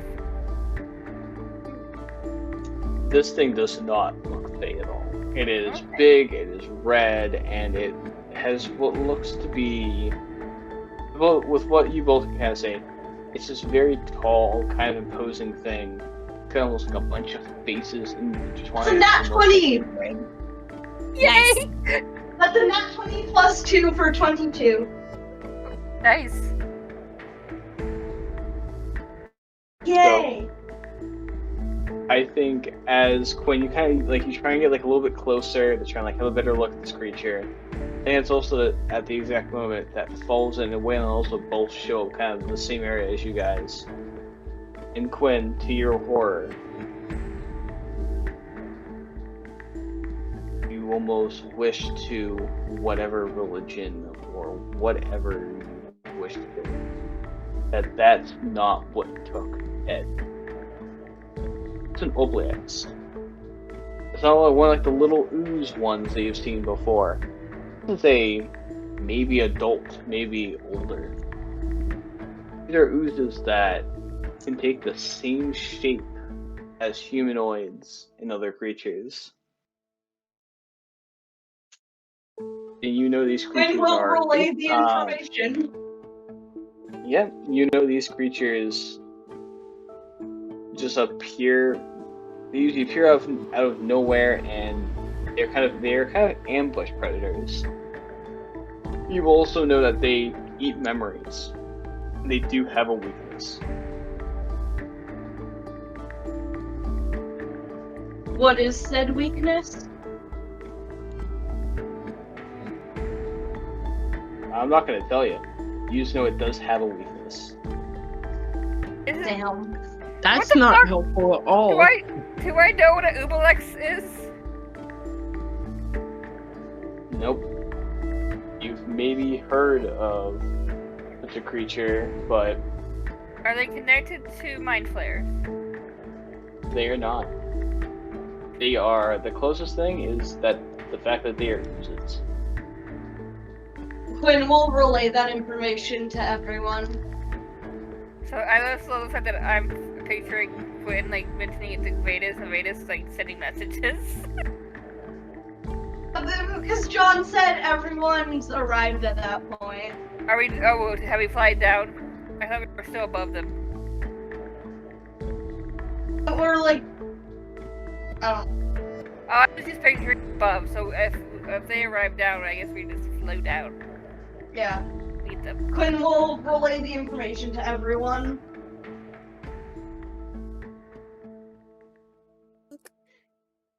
So wait, is Ted actually dead? So is Ted in this thing? You think I'm gonna answer these questions? Hell no. Can I see if Ted's inside this thing? No. Yeah, Is you Ted are too far away. Was Ted always an Ubelex? Wait. Hey, John. Can I see what an Ubelex is? Can I figure out what it is? Would you? I would say I will show you guys a picture real quick, as you guys are closer to kind of see the 3 centaurs trying to fight this creature. What does it look like? Do copy. Over. I looked at the name up, and is this it?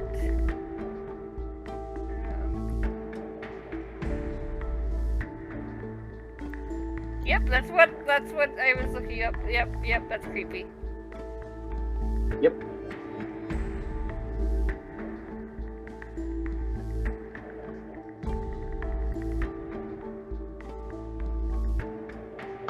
So John. It's. Oh lord. Can I still make that perception check? To see if there's any connection to what I know from what happened to my nosebleed earlier? Check. Okay. I rolled and I got a nat 20. Plus 1. Love it. So, yes, plus 1. That's 20 plus 1. So you kind of you think about the nosebleed you got. You think about this creature. You're now kind of seeing it.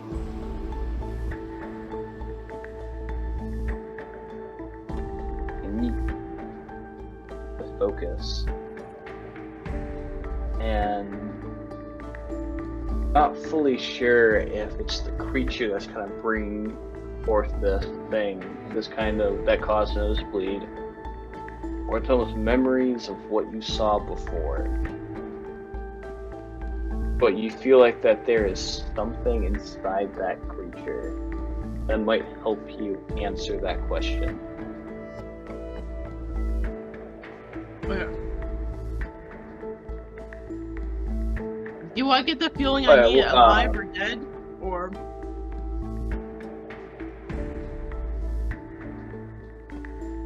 You need something inside that creature. It'd probably be easier for it to be dead. Alright, yeah, I got an idea. I'm gonna pull out my double sword. I'm going to take out my longbow. Dimitri?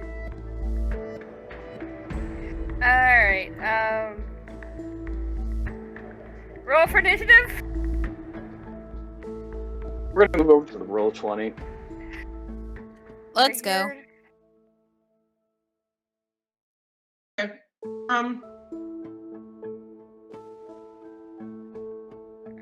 Here, let me open it. Quick.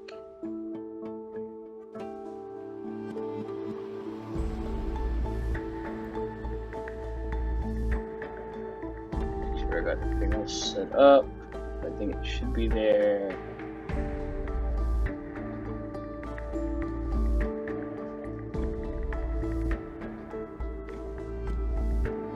I kind of made this map way too fucking big. Oh my goodness gracious! Yes! Wait, hold on. So Let me see. we're Let gonna me do see. that. Let me see. It's so large!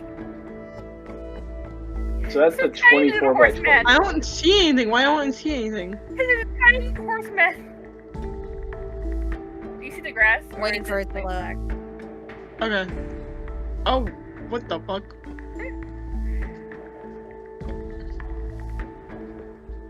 Yep, this is what happens when John, is left with his There own it devices is. one night and he's trying to plan. What the fuck is happening with my computer? God damn it. I fucking hate Roll20. I am possessing it with the power of voodoo. So, where are we? I don't know. So you guys will be coming from the bottom area, so pretty much like right down here. I am staying on my Pegasus. And- Quinn, would you like to be down off the Pegasus? I am going to quickly go and give the centaurs Because Quinn has a chance to some get stuff. off if he wants to.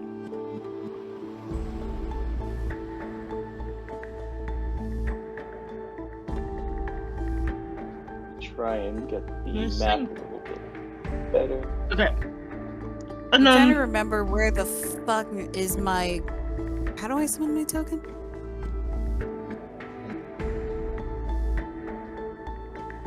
oh, it's you go into the top corner into journal and then characters. Which, let me see if I can put mine on. Or if I can drag it. Nope, can't drag it. Got him. Oh, I can move him. I can move him. I can move him. You can move him? Yay! Oh. Oops. Yeah. I did that. I added a second No on worries. accident. My bad. No worries. It happens. Also, I Uh, was just testing it to see if it was working. So, no worries. Quinn? What? Do you want me to move it for you? Yeah. Did you... I'm gonna move Quinn's as well. Okay, that's good. But did Quinn want off the Pegasus?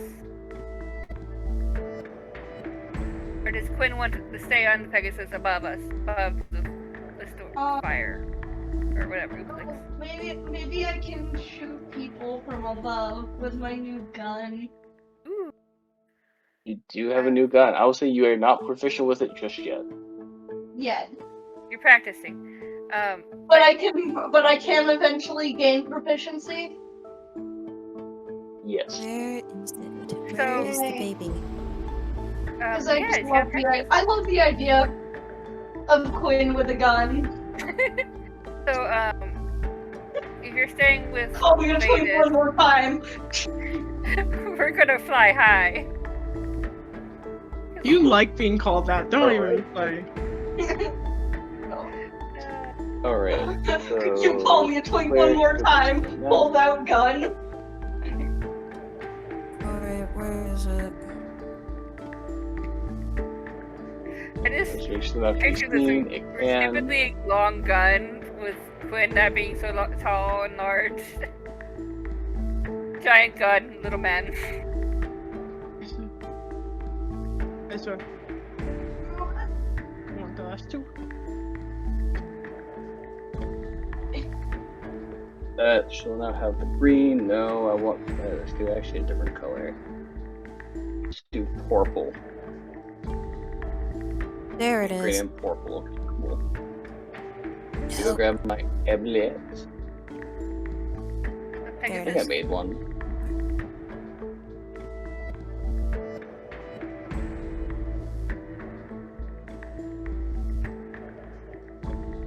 Oh shit, I don't think I made one. That sucks. Oh well, I will have to make one real quick. Oh, I should also put King on there as well. I'll put King with me and Falzen. And John just needs to make him larger. Otherwise, I'm just picturing King like be able to shrink and get larger on it. Yeah, I'm trying to adjust the size, but I think John has to do it as DM. Stupid that way. I do. It's very stupid. So now I, as John, can edit this thing. And then I am going to... No, that's Ted. Don't need Ted. At least not right now. And for dramatic effect... Oh.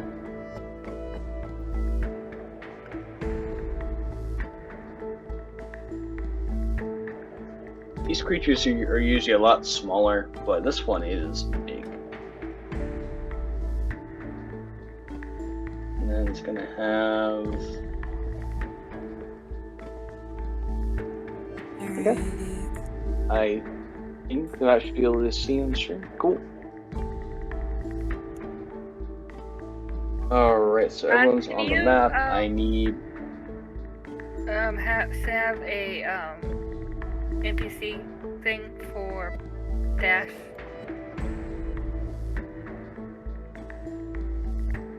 Because she's writing Dash currently.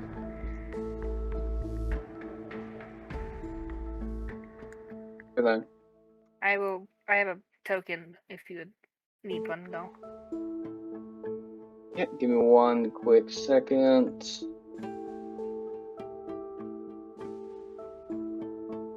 I'm just making the character thing, and then it'll be...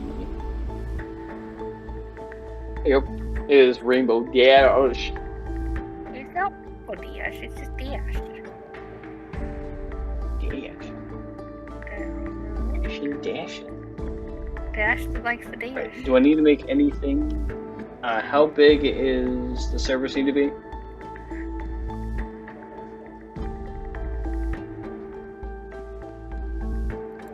You really put Rainbow Dash, didn't you? I did. I'm an asshole.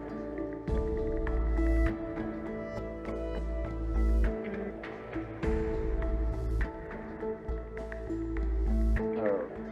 Add some turns. We're going to...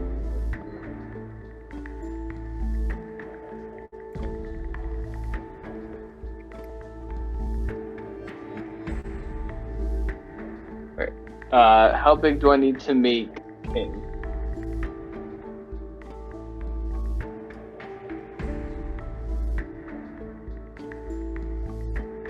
King, I think, is not a large, it's above the large, right?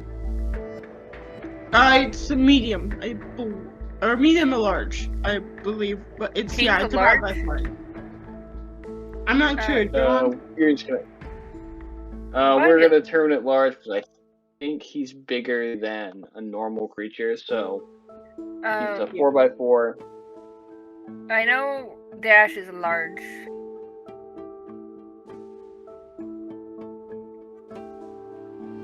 Yeah. Awesome.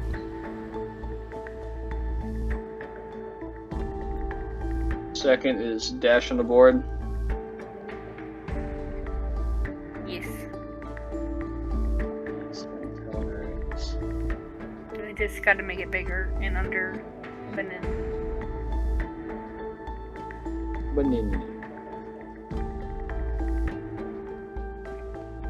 Where is so Dash is a large? Yes. And can you like put it underneath the our tokens? Yeah. Nope. Bring back.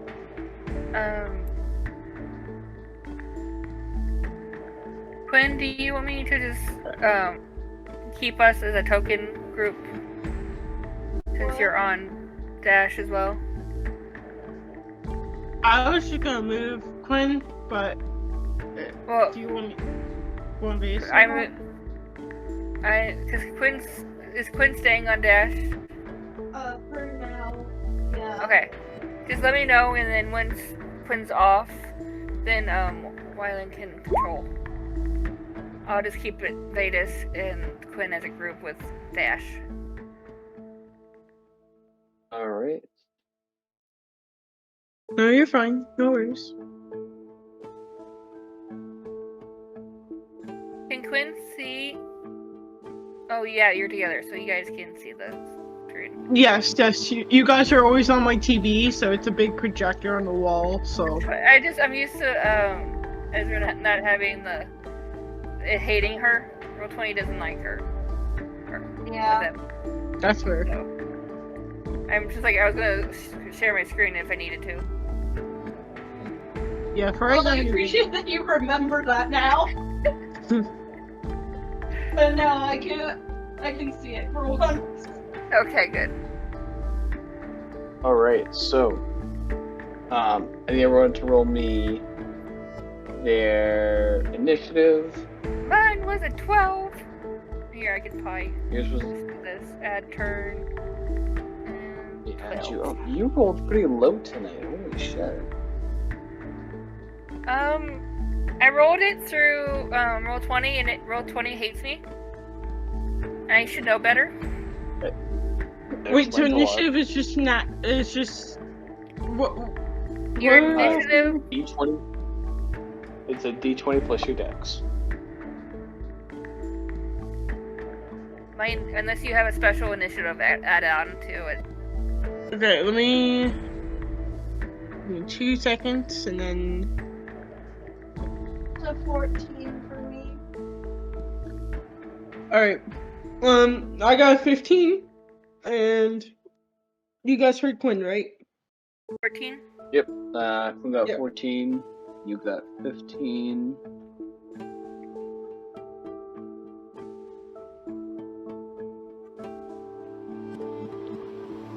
I like the fact that you can just like right click on their token and then hit add turn now. Makes it so much nicer. It's so much nicer. Falzen. Yep. What'd you get? On initiative? Yes. 20. Dirty 20. 20? Alright, perfect. Yep. Just add turn.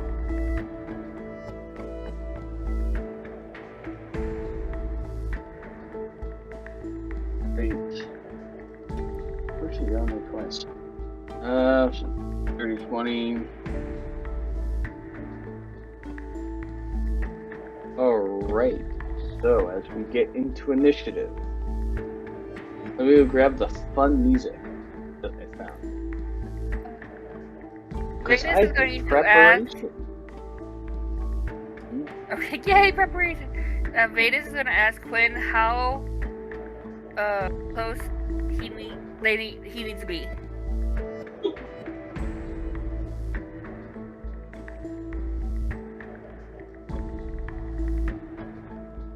because magic is different than weapons.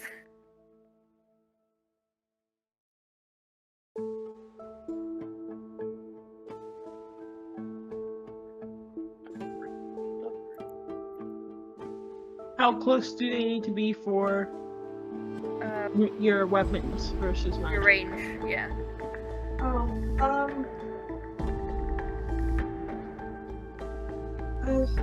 Let me see. I should be using this spells more actually. Don't really have any good combat spells. Hopefully it's gonna work.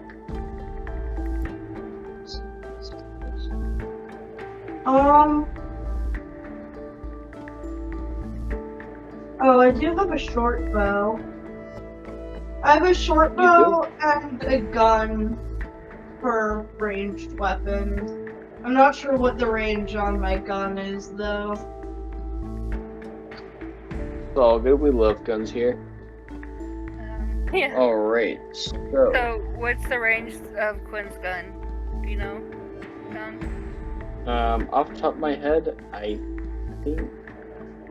Or Let me like go the same? to the gun thing. I feel like it might be 120 feet, but also it could be 60 feet. Let me pull it up, motherfuckers. I'm going insane.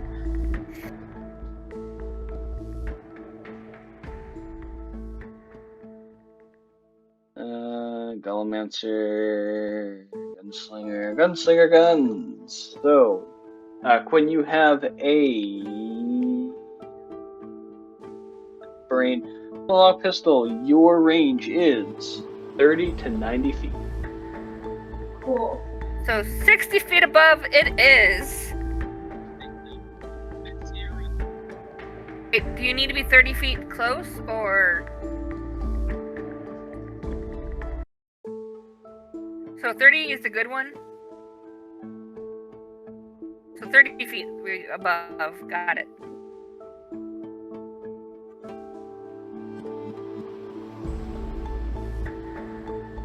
The music should have stopped. Because 30, like that's like the 60 to 120 thing. It's like the first one is no disadvantage, right? Yeah, I think. Okay. So we gotta stay within 30 range. Got it.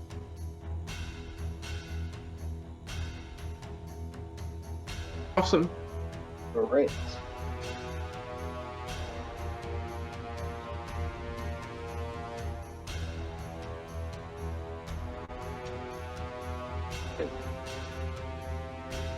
All kind of like are making like some preparations, getting a little bit closer. You, Doblex goes and attacks one of the centaurs. Almost, you see what looks to be almost the kind of ichor almost hardens for a second as it hits into one of the centaurs. It's going to quickly roll. I need my DM dice. Roll twice. Going to attack twice, so that is going to be a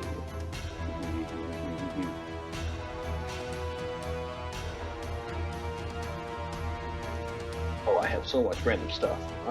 So the first one is going to hit, second one's going to miss.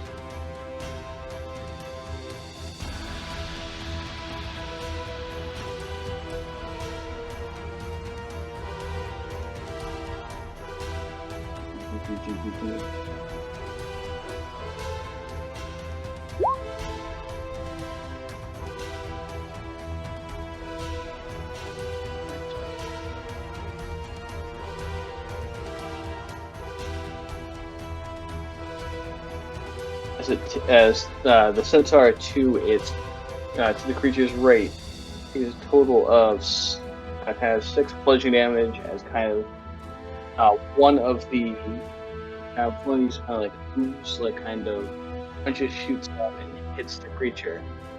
You watch it doesn't kind of spring back, it just sticks on.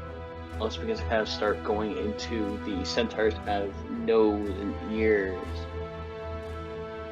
as Wylan, you see, just like almost moments ago, you see blood begins to kind of run down the centaur's nose. As it takes an additional... Shit. Actually, you know what? That's pretty good. 2 psychic damage. And this centaur is still alive, correct? Yes, the centaur is still alive. Okay.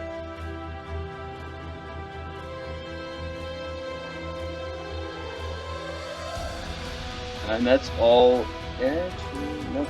I'm going to get a little bit closer.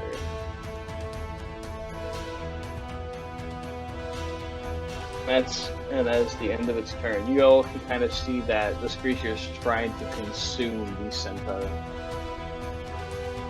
It's taking a beating currently. You know, that centaur is going to respond and try and attack.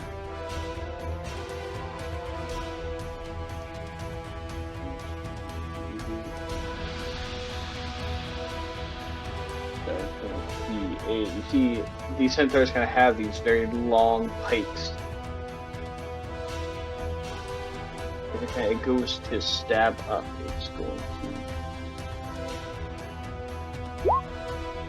I'll use my actual dice. Actually, no, that's a pretty good hit.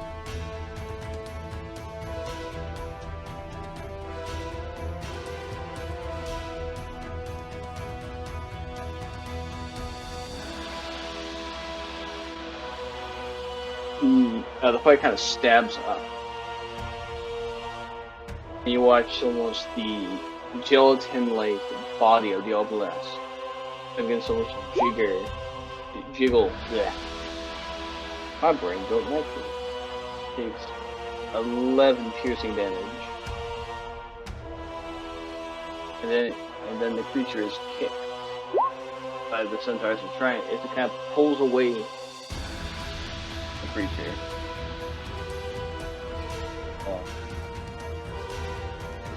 Okay.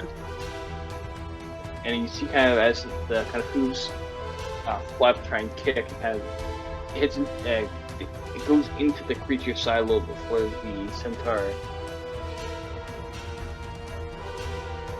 Looking to get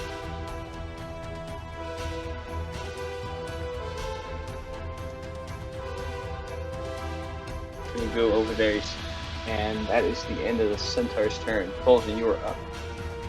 Alright. I'm going to use one of my freeze arrows and try to freeze the creature in place. Alright, be my guest.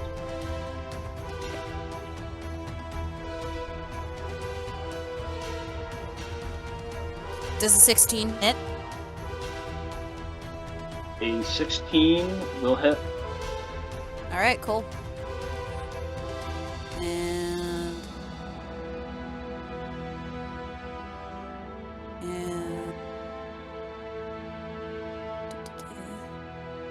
That will be 6 damage, and if I remember correctly, because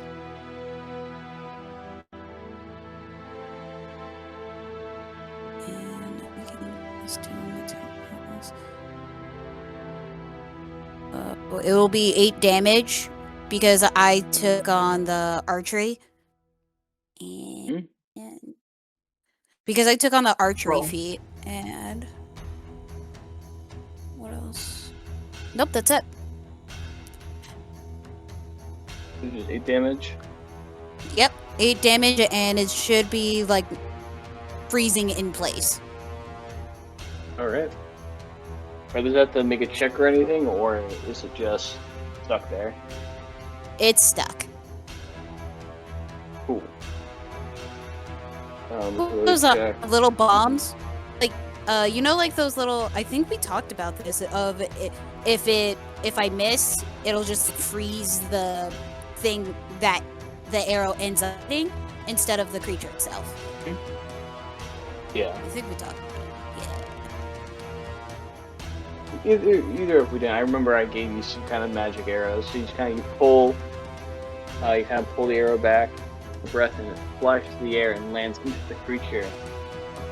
And almost kind of like watching a firework go off underneath ice. It almost kind of like happens for a second before like it almost explodes and kind of like almost shattering glass. The ice begins to form inside the creature's body. As it becomes a little bit rigid. Anything else you want to do, Falzen? You know what? I'm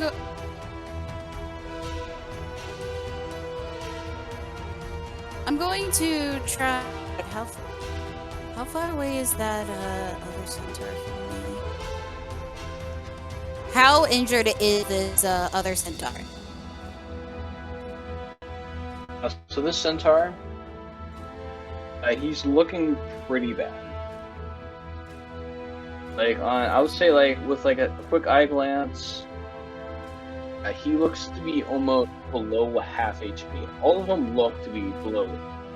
As a matter of fact, they all look a little bit below half HP. All right, so this one and this one are below HP, half HP. All three of them. Wait, where's the third? I only see two. There's one up here. Oh, okay. To the left and one to the right. All right. So. Okay, hey, so John. Let me measure. All right. So I could heal these bastards, but I still want to keep this thing in place. So did the cold arrow not really affect it? It's like starting. I will say Arrow it looks like perception it's or- starting to freeze, but it doesn't look like. It looks like it slowed the creature down a little bit, but it doesn't look like it's a weakness. Okay. So cold is not my friend. I mean, I'm just going for getting it pretty much from the inside out. Yeah. And I should have cast it into and fucking failed. Anyway.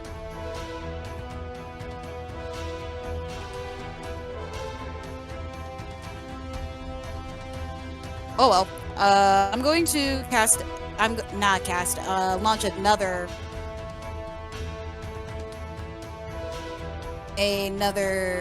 freezing arrow at it. All right.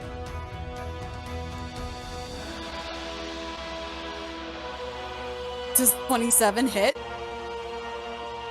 27 will hit. Alright, so it's going to be taking 6 piercing damage. Or cold going through it. I'm making this thing into an ice cube. Okay. The second arrow kind of flies and lands into the creature and shatters again like almost breaking glass. And you see some of the ice shards kind of combined together as they slowly begin to they're kind of creeping throughout the entire creature.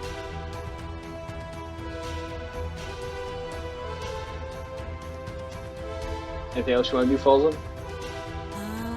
I think that's it for my turn. Alright. No movement, no bonus action.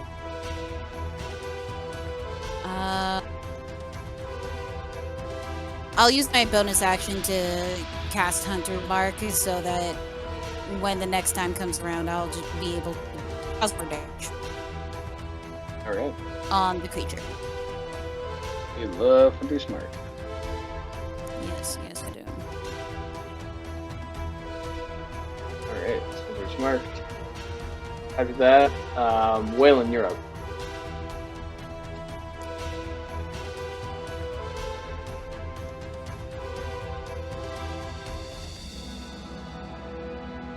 Okay, wait, so can you send me, because I couldn't, like I said before, I couldn't write down the cantrips I got.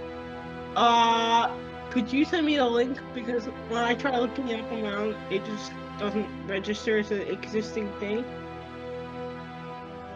You have, I had yeah, so it was the cleric ones. Yeah.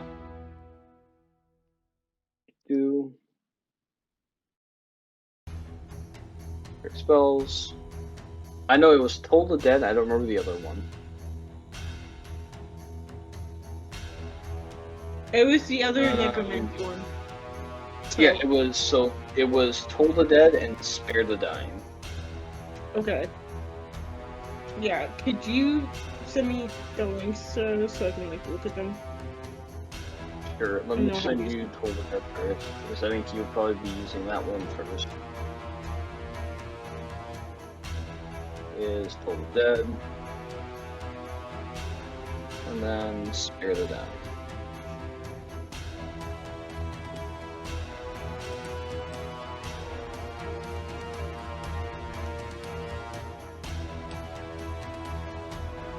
Awesome. Thanks. Okay, so... Okay.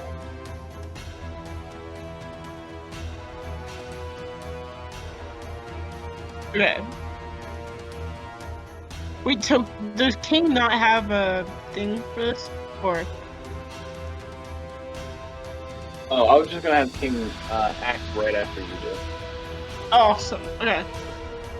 So then what I'm gonna do is once I get off King,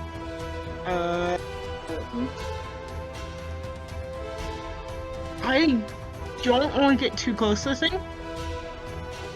Yep. So I'm just gonna be here.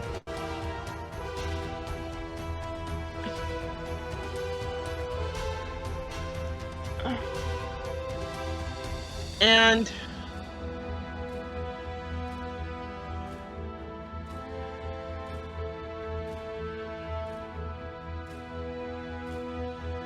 okay, and then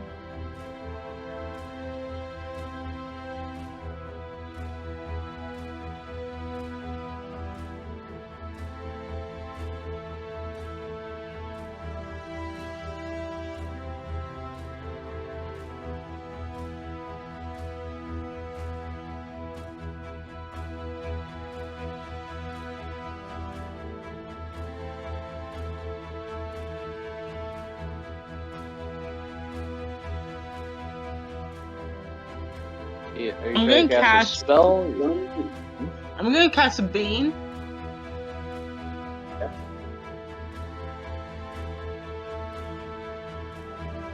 And then as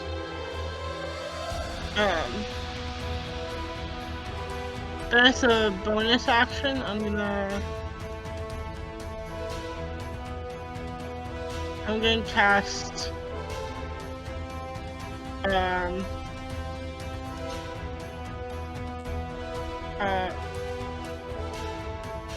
Wrathful Smite. Wrathful Smite.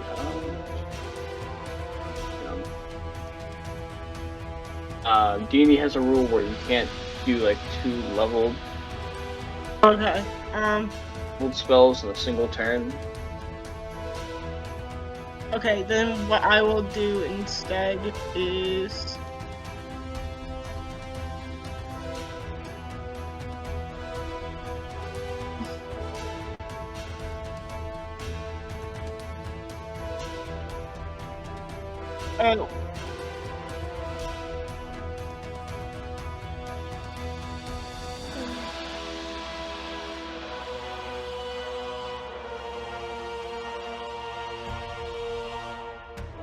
okay, then instead what I'm going to do is, I'm going to go towards the monster, and I'm going to slash at it, instead of doing, Bane.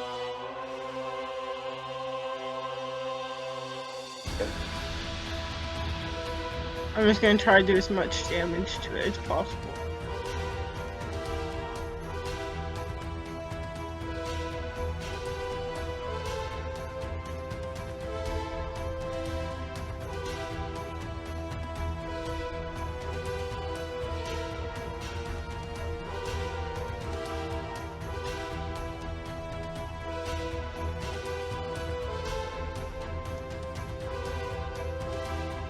Does that work?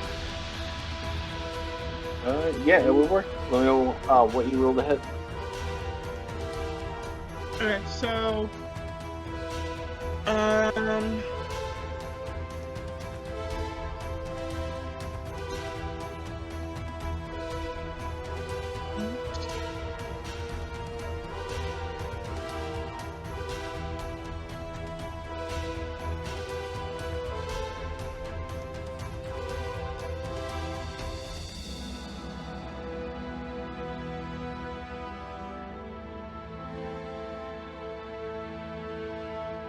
it's 1d6.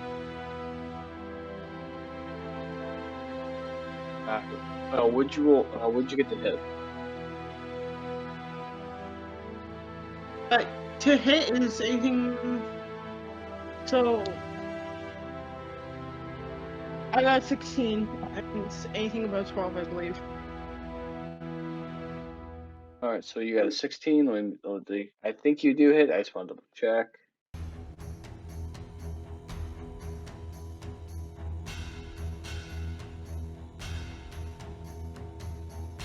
And use slow computer. 16 will hit. That is a 6. 6 damage. Alright. You kind of you run up. You cut into it with your blade. It kind of turns towards you, and also reduces the falls, and you kind of hear like a.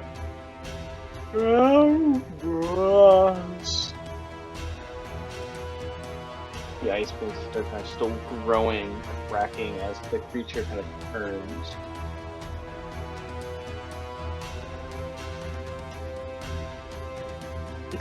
I still have a bonus action at this point, right? Yeah, you still.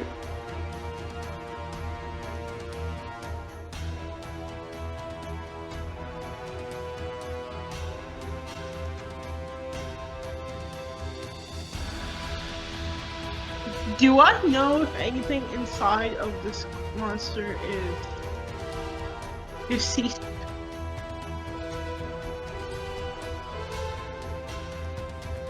Anything inside the creature is deceased?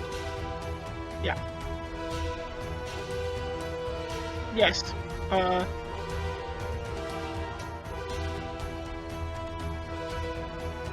I would say that you can still see a few bones floating around inside this creature's body, but there's nothing undead about it.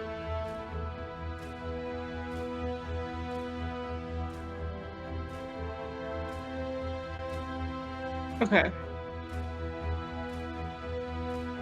Then in that case, what I'm going to do is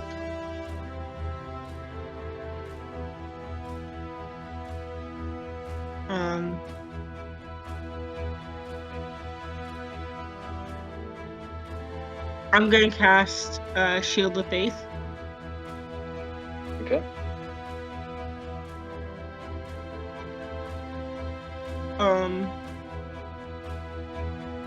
I'm able to do that on myself, right? Yes, you can do that on yourself. I think you also might be able to do it on other people. Let me really check. Yeah. I know I can do it on other people, but I don't think I've tried it myself yet, so. You should also be able to do it on yourself. Awesome. See, I'm going to cast Shield of Faith on myself. To try countering attacks that the monster might throw. Cool.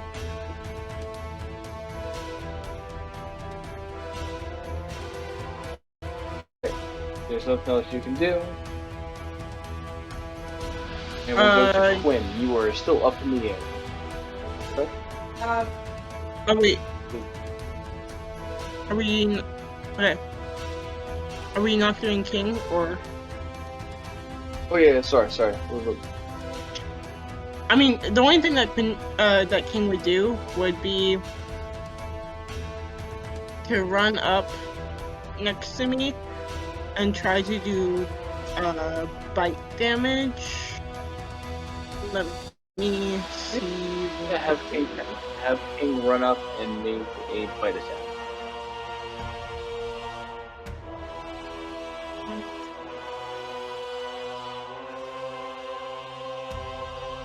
Oh, okay.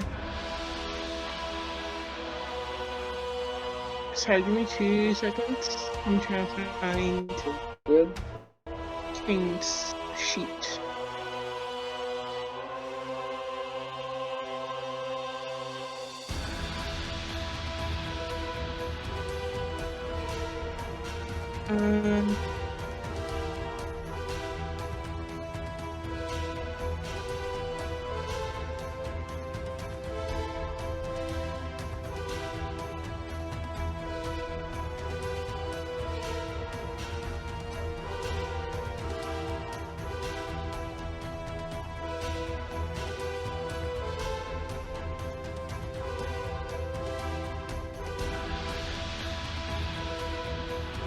So, use damage.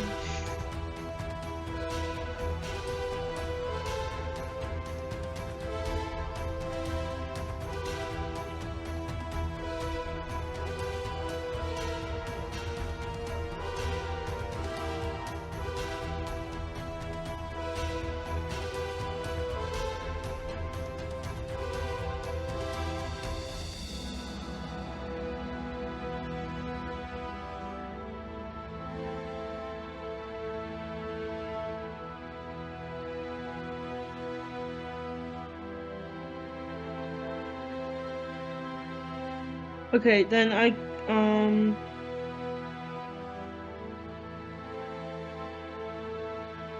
okay, so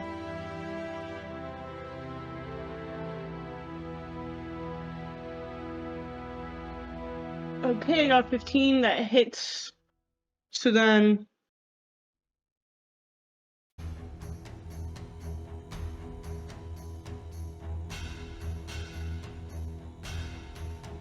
I believe that was 2d8 on bite damage. 2. That's correct. That's correct.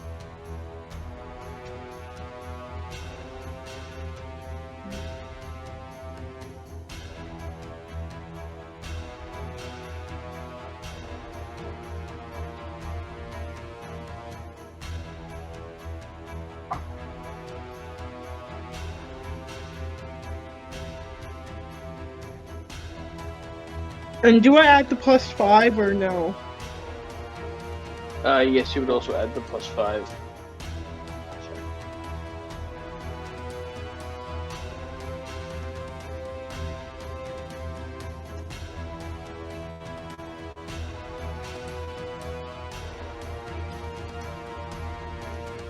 Okay, guys.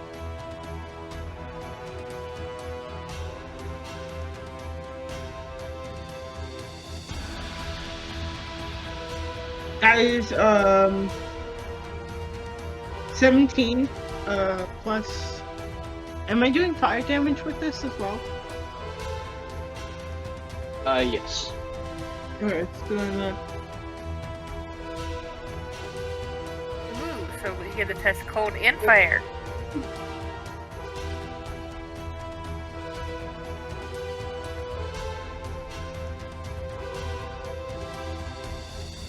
so that is 17 points of bite damage plus 6 points of fire damage. Alright, I'll quickly check something.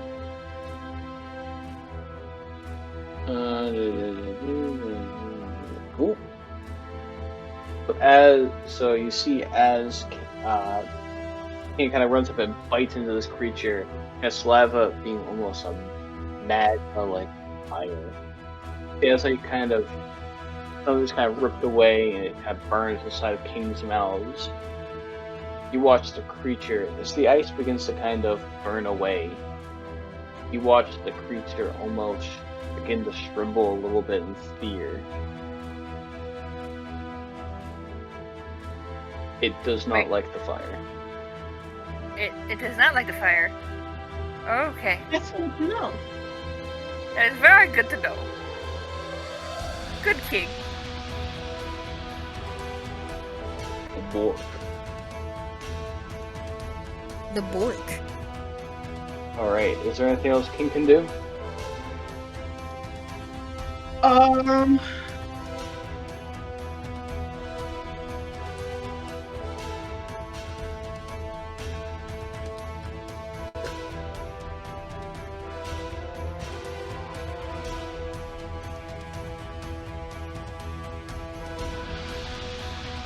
I do not believe so.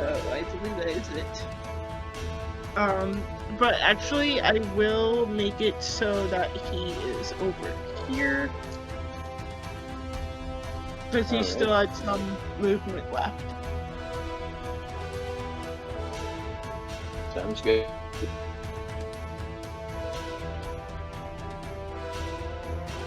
Yeah, that is it. Alright, Quinn, you are up next. I'm gonna try to shoot it with my gun. Oh my god, you have a gun. Go and use your gun. Quinn has a gun, he's even more of a menace now.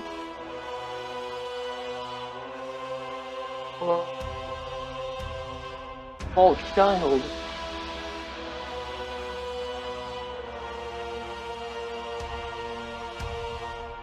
That's an 18 to hit. An 18 will hit. Cool. It's not gonna do a lot of damage, but I just wanted an excuse to use my gun. You have to have an excuse to use the gun. You just got the gun. I just wanted an excuse to use my new weapon. Don't worry, King's doing enough damage, you don't need to worry about it. That'll do 5 damage. 5 damage? Alright. The gun goes off from the top of the trees and shoots straight through the creature, doing some damage. Quinn looks to Vetis like, I did that! Yeah. That's new, isn't it? She knows when he actually hits it with the gun, because he only just learned how to use it like 2 days ago. Yeah, Vetis like, that's new, isn't it? I hadn't seen that before. It's new. And it works. The twin can shoot a gun. I didn't know it could do that.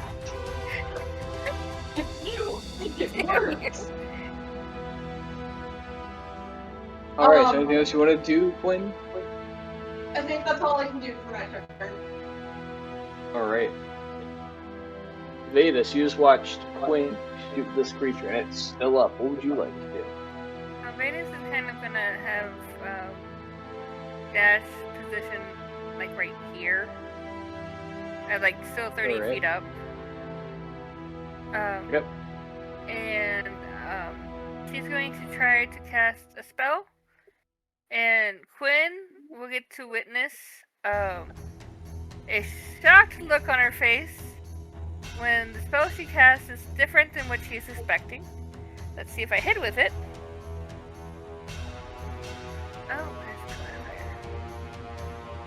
Oh, we love low level power word kill. Yeah. 19 hit. This is 19 hit. So what's that? Okay. 19 will hit. Okay, so Vetis basically goes to cast the spell she's normally casts in battle, and instead of that spell, a burst of red comes out of her hands as a fire for whatever that is, and she casts Sorceress Burst. Let's see what I'm going to just. And obviously, since Sorceress was a fire thing, and it worked so well, she's casting it in fire. Let's do that. Oh, only a 1 this time. See, I shouldn't roll 20, because the roll 20 is mean to me. 20 is terrible. But she does have. Well, yeah, like this. The sorcerer burst kind of like appears in front of you and kind of shoots out towards the creature. And it kind of shoots out. It looks powerful. And it just goes in, and there's just like a small little. The creature is still as damaged, but it doesn't like the fire. But it wasn't as powerful as she wanted. But that's probably because she wasn't expecting that spell. Exactly. I mean, you got new stuff you gotta test out, right? But yeah, Quinn hears a basic Vetis say, "That wasn't supposed to do that." And her just kind of looking at her hands, very confused for a second. I don't believe she has any bonus actions she wants to do. No, because she's not gonna transform quite yet.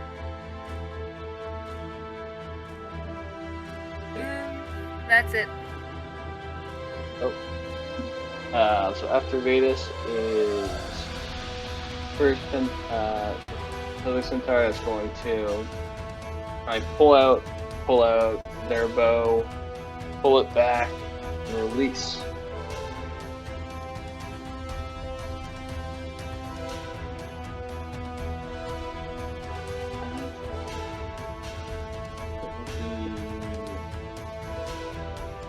That die.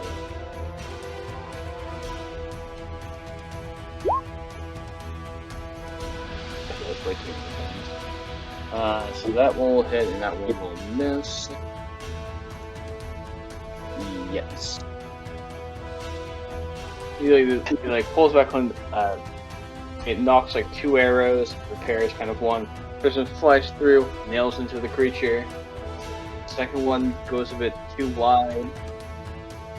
You all kind of hear this creature try and say something, but it's almost like it's tongue-tied, and the words that comes out makes no sense.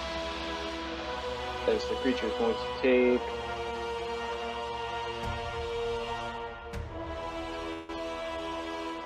that one.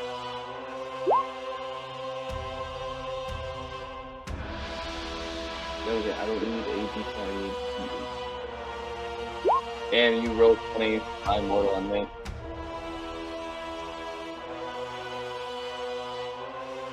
It takes 6 damage, and the centaur is going to kind of move itself. No, don't get bigger. Move itself a little bit over here.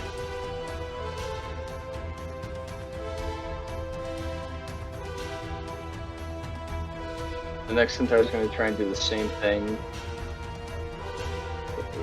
D20. Let's give me a D20. Yeah.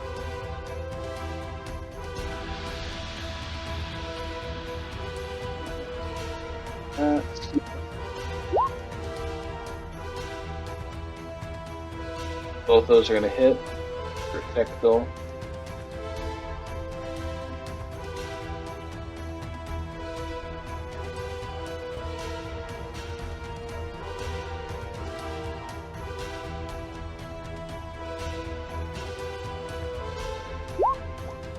Yeah, like the 2 arrows are knocked, just flash through, hits the creature, and does a total. Not much. Quinn make a check to see if it can actually speak. I see the centaur kind of in the back points to the creature and says something along the lines of, "Thick! Thick!" And the creature is going to kind of still kind of fill with a little bit of fire, a little bit of ice, so many other elements. It's going to turn around and it's going to try and hit King.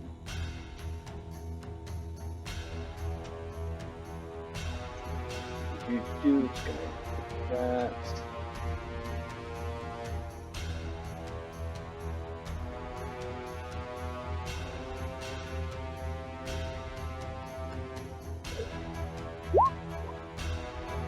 Oh shit.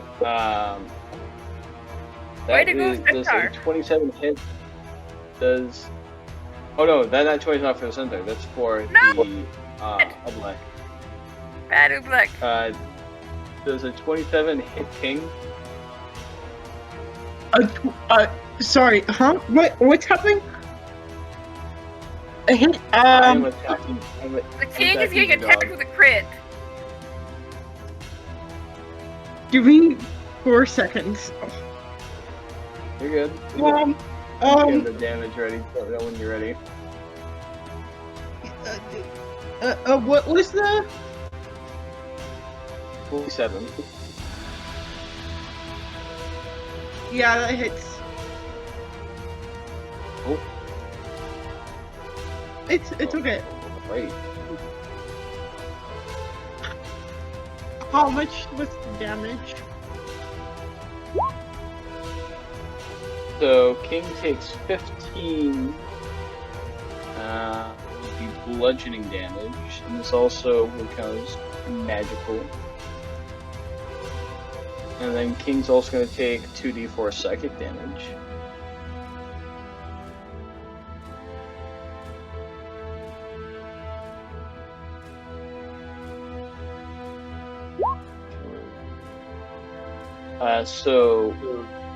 King takes a total of 4 psychic damage. And what was the other also, damage? King psychic damage. So it's 4 psychic damage, and then what was the other damage? Like you said, like what's 15 or something? 15 bludgeoning. Okay, so it's 19 total.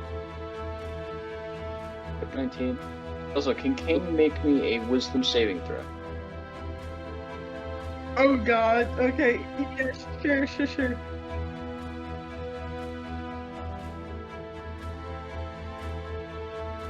Oh.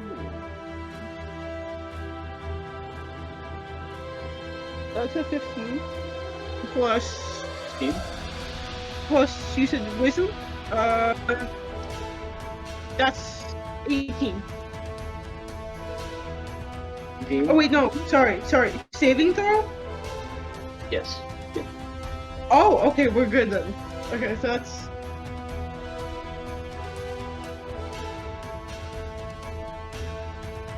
That's 23. 23? Yeah. That's very good. Also, Kind of, what you know, was thinking that... the per hit point for King?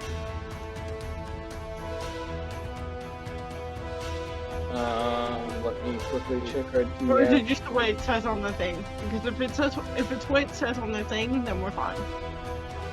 I think we lowered it a little bit. Okay. Where do we lower it to? Let me quickly check. Awesome.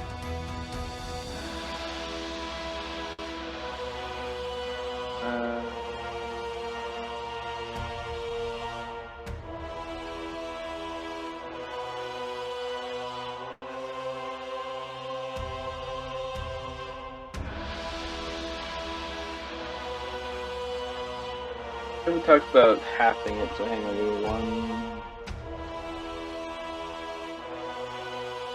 So King currently has 67 HP. Okay. And that's... Wait, so that's with the damage he has 67, or is it... It's not without the damage, so... 67 minus... So it'd be minus 19. Yep. So his damage should be currently 48. Okay, 48. Alright. Okay. And the creature... Wylan, you're close enough to kind of see the creature almost like in a disturbingly almost humanoid, conscious kind of way. It almost turns what would probably be its head, its entire body. You hear almost in King's voice, almost a questioning glance. As King kind of like bites the kind of hand away. You see, it has no eyes, but almost still has a gaze to it as it turns to you.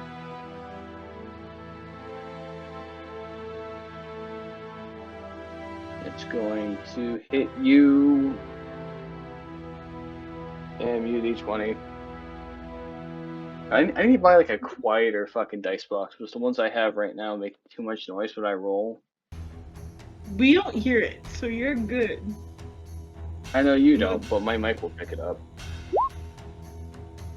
That's fair. Also, I get hit? Question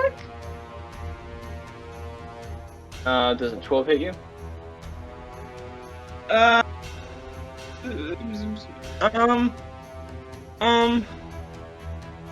Why did it close? Why did it close? I don't know why they closed.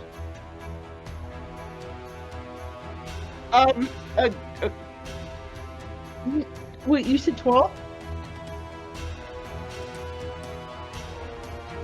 John? Hmm? You said 12? 12 to hit. No. It doesn't hit. Yeah, you see kind of like this, like almost the other kind of like whose like arm kind of shoots up trying to hit you, and it hits your shield of fate. And then like Zoidberg, it's going to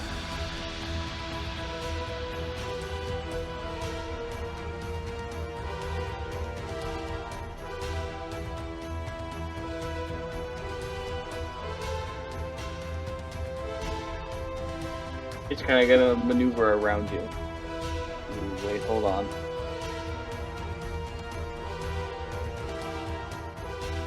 Actually, no, it's gonna stay where it is.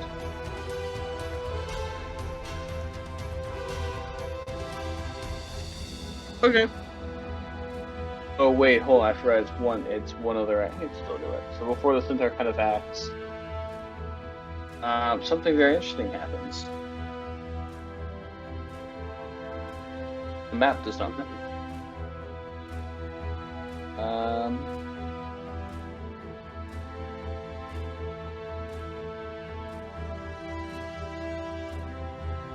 Come on, move, goddammit. There we go. Think.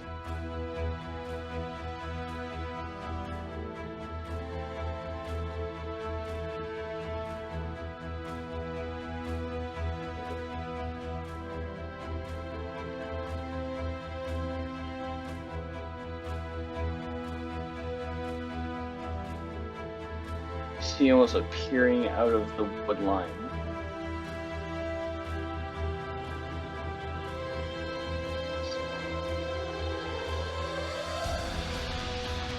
As Ted joins the battle. Oh! And he is going to act next turn.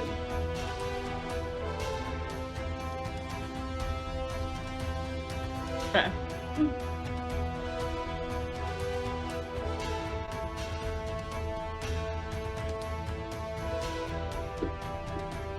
This centaur kind of seeing that it's almost like new figures kind of, have appeared with 2 steps to the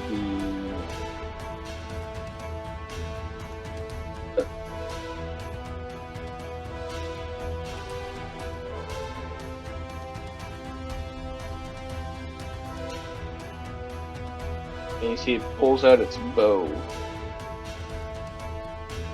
Damn, let's see right now. Wireless blocked up. And as the bow kind of comes up and it aims towards the obelisk,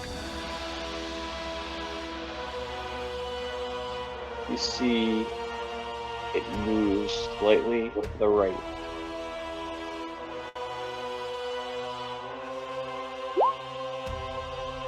As one arrow nails Ted in the shoulder.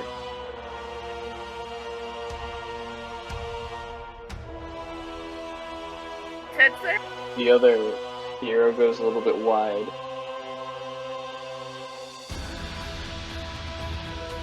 I think I missed something.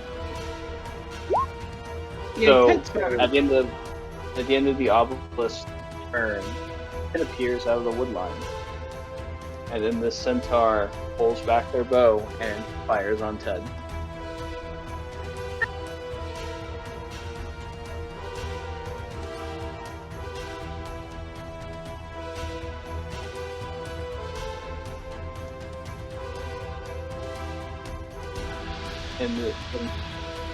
And the centaur's gonna kind of look to you guys and point at and attempt to say something, but it just comes out with a jumble of just sounds instead of words.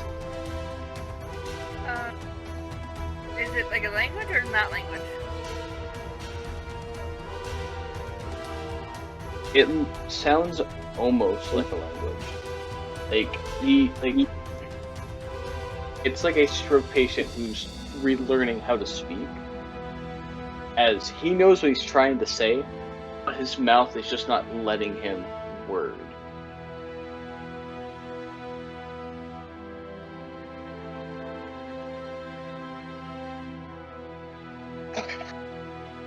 So what would you like to do?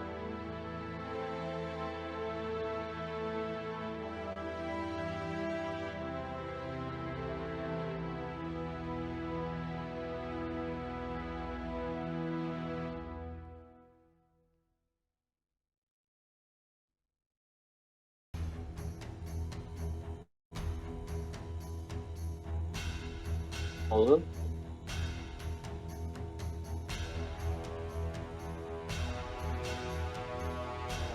Mel?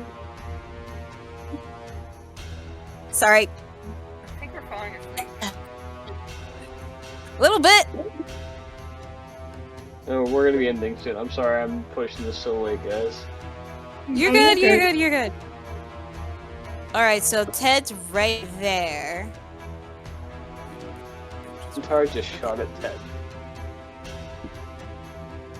Is it really Ted though? We don't know yet. This one? No, it's the red one. Down to the red is king. This one? So, what does Ted look like? He looks identical to Ted, except for like he looks very beat up. Yeah, that's what I mean, he looks beat up, and does he look like he's awake enough, or he's like, does Ted look like he's he looks like he's slightly in pain. All I will say as of right, he looks like he is in a bit of pain, a little bit of shock. It looks like he's been running from something.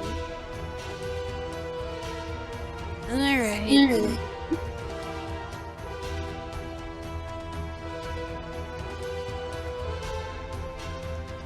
I'm going to...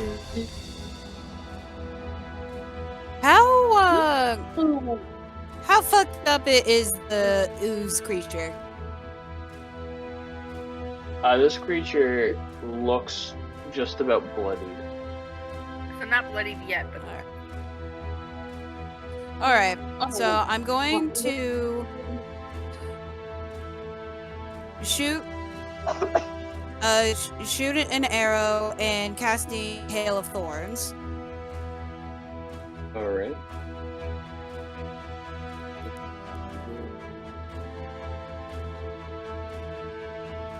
Does a 12 hit? A 12 will not hit though.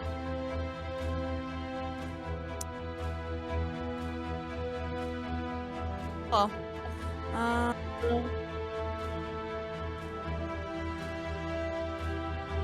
Could use... Nah, that's wouldn't be worth it.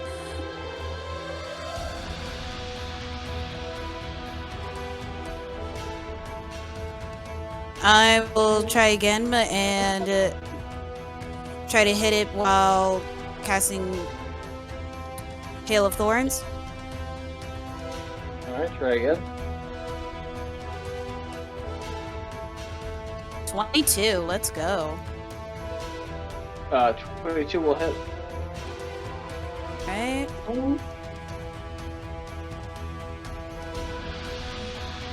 because it's Hunter's Mark.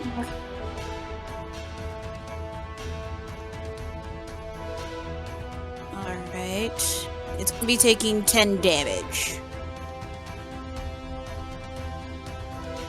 Woo! This creature now looks very bloody. And because the Hunter's Mark was 3, the Hail of Thorns is 5, and I forgot to roll the arrow itself, which is 11. So 11 damage or 11 to hit? Oh, with it, I miscalculated. You're good. 21. Oh, that additional 11 damage. So altogether, it's 21. Alright. Damn, that's a lot of damage. I mean, because of the Hunter's Mark and the Hail of Thorns and the piercing damage from the arrow itself. So Falzen, you pull back these arrows. How would you like to kill this very bad creature? Alright, so when I pull back this, I am hearing myself and it's distracting. I'm sorry. Yeah, it's like duplicate voices. Good. I don't know. Right. I don't think is it coming from me?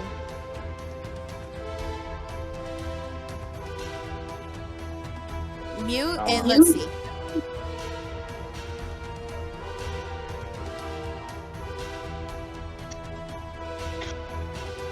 Alright, so when I pull back the arrow and it let it fly, yeah, it was, and it hits the creature, the Hunter's Mark glows with the Hail of Thorns almost strangling the creature with the ice, making it crumble and disappear to the ether. Alright. You're kind of pulled back, the arrow flies through, and you watch kind of the Hail of Thorn and the ice, and it's like little aspects, a little bit of fire inside. As this creature begins to kind of fall apart and disappear into the ground, going from being almost gelatin-like to a pure liquid, leaving behind what looks to be maybe a 1.5 foot long shard of some kind of crystal. You also all watch as Ted begins to melt. What? And What? It's not Ted! No, not Ted! as well as end tonight's session off. I'll think again. This is Falzen. You have killed Ted.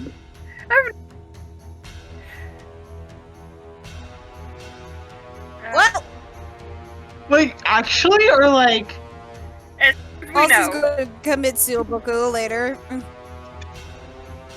Yeah. Can I land where Ted was? Hold on. Oh, What's up? Can I land to where Ted was? Yeah, sure. You kind of land towards where Ted was. You kind of see where he melts down. Oh, And he just melted into the floor like the creature. since there can't speak, would message be able to work because it's something brain to brain kind of thing? You trying to cast message? Yes, on the one that was trying to explain something earlier. Sure, yeah. You go and kind of basically if what were they trying to explain? We are looking for our friend. quick second.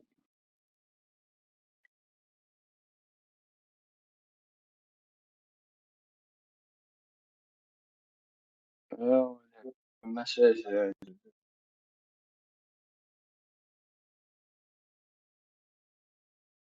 You cast message, kind of look at the creature, and the only thing you kind of hear in response is it impersonates. Sorry, it impersonates creatures. It tried to kill your friend. Do you know where he is? No. They think they might have actually got him. Okay, thank you. Vetis is going to be very upset, but mention that the creature impersonates them. They don't know, and if he was actually in there or not.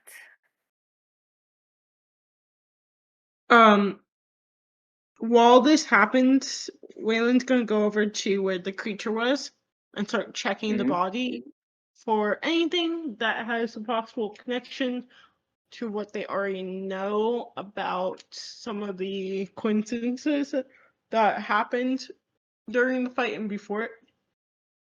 So as you walk over to this where this creature once was before it kind of evaporated, well, not evaporated, sorry. It turned to liquid and went into the ground. There's nothing there besides this maybe 1.5 foot crystal. It is almost a very crimson dark red. I am. Can I make a perception check to see, or insight check to see if it's gonna hurt me? Yeah, make me a quick insight check.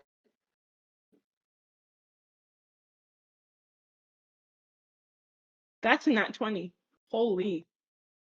Yay! And then that's plus that's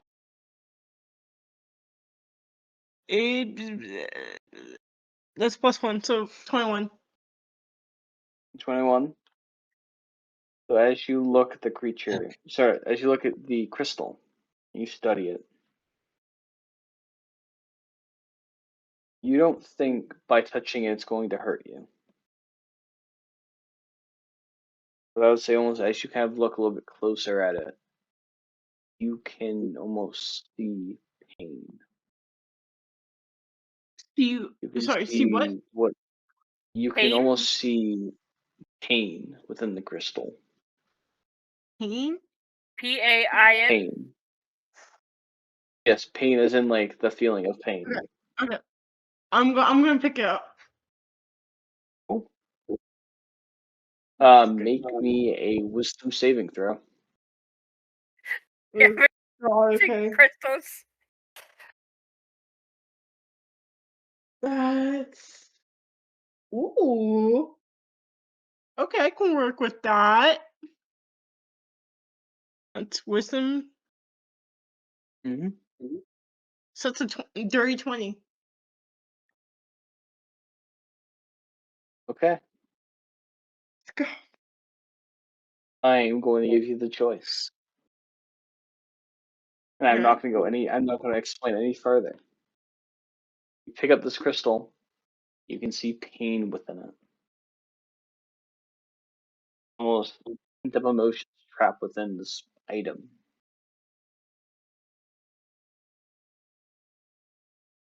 You almost feel this thing as you kind of touch it.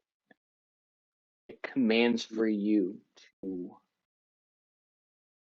release it onto your friends.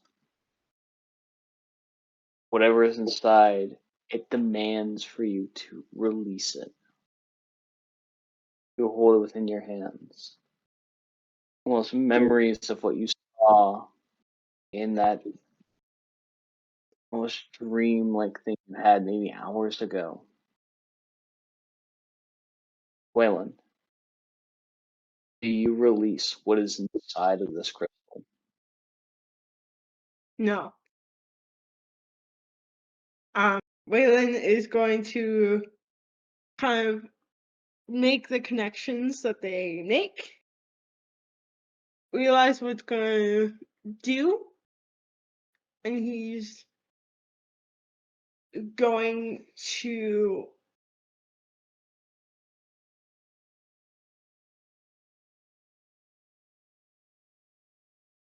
go to Falzen and he's going to ask, "Do you have anywhere to put this?" Yeah, I have a bag of holding. May I borrow it? I have someone who I know will have answers. I just need it not to hurt anyone for now. Yeah, sure. If you're willing to leave it with me because it has all my arrows in it. I as long as I can have it overnight, maybe. I have over 1,500 arrows. I am not going to be able to carry those all by myself. But like while you're asleep. You have a lot of arrows in the bag. And?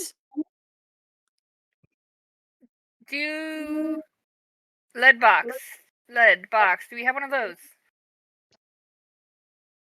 Falzen? I mean... And your card? how big is it? How big is it? The crystal? Yeah. Yes. John? It's like a 1.5 foot. Oh. It's a hefty one.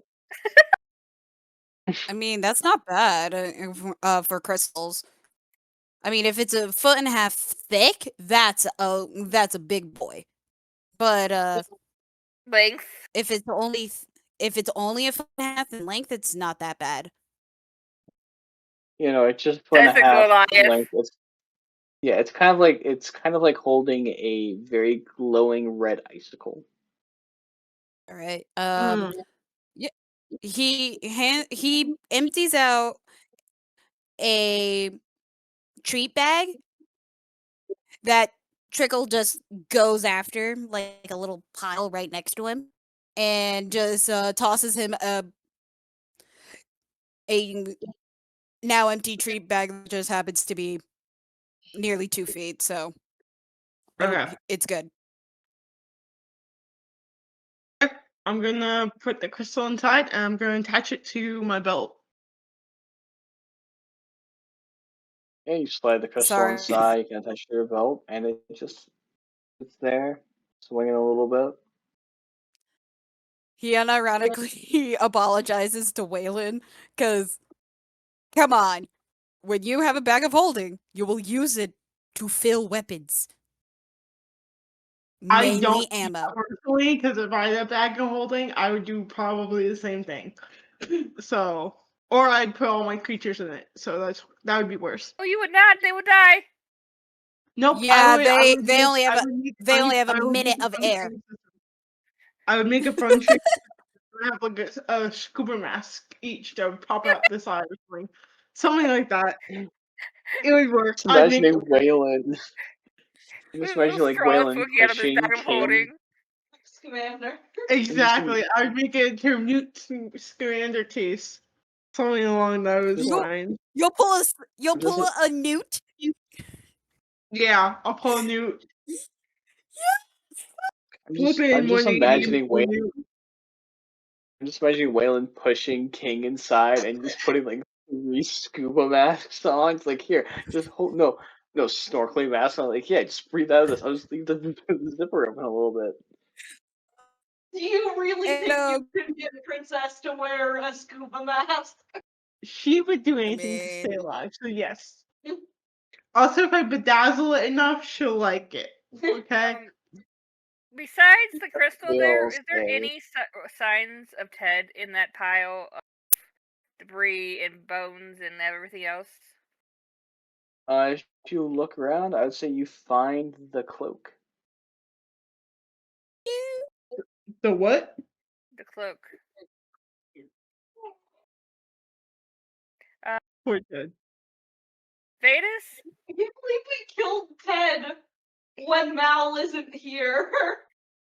Vetis is very much upset right now, so she's going to clutch the cloak and then she turns around, and then what shot after another, different colors come sparking as she basically takes out her frustration on a tree.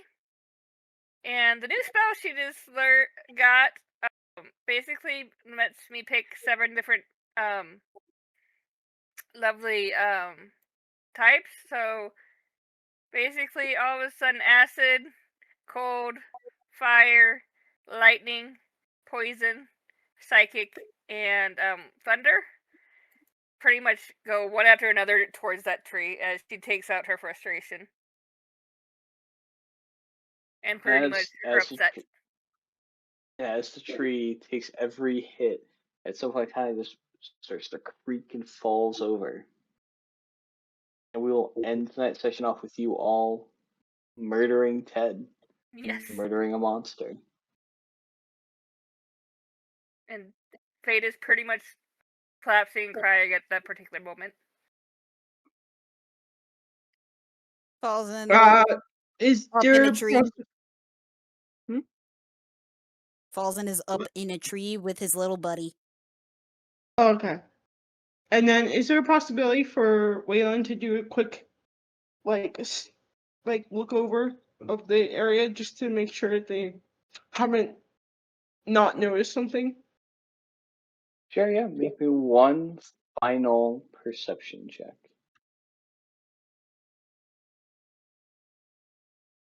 That's a 17 plus 1, so it's 18. Let's go. So, with that, Wylan, you kind of look around, Vetis, kind of, distraught about murdering someone she deeply cares about, Falzen up in a tree. Whatever the hell Quinn might be doing. Cleaning his gun? You see something in the tree line begin to move and start making its way towards you all. And we'll find out what that is next week. Yeah. Okay. Oh, one last thing. Can I just quickly heal King?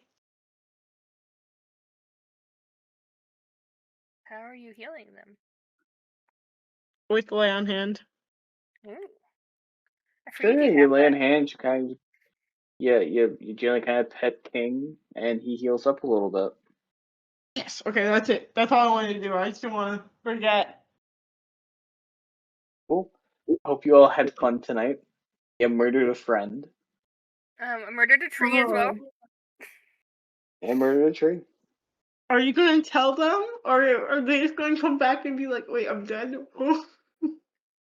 I will let Mel know. What's happened to their character? Yeah. Yep. The first time I've done this, and nor will it ever be the last. This is why you don't get sick on D&D days, okay? New lesson to everyone. Can I grab you for sneaky first before you Sure, head yeah. off?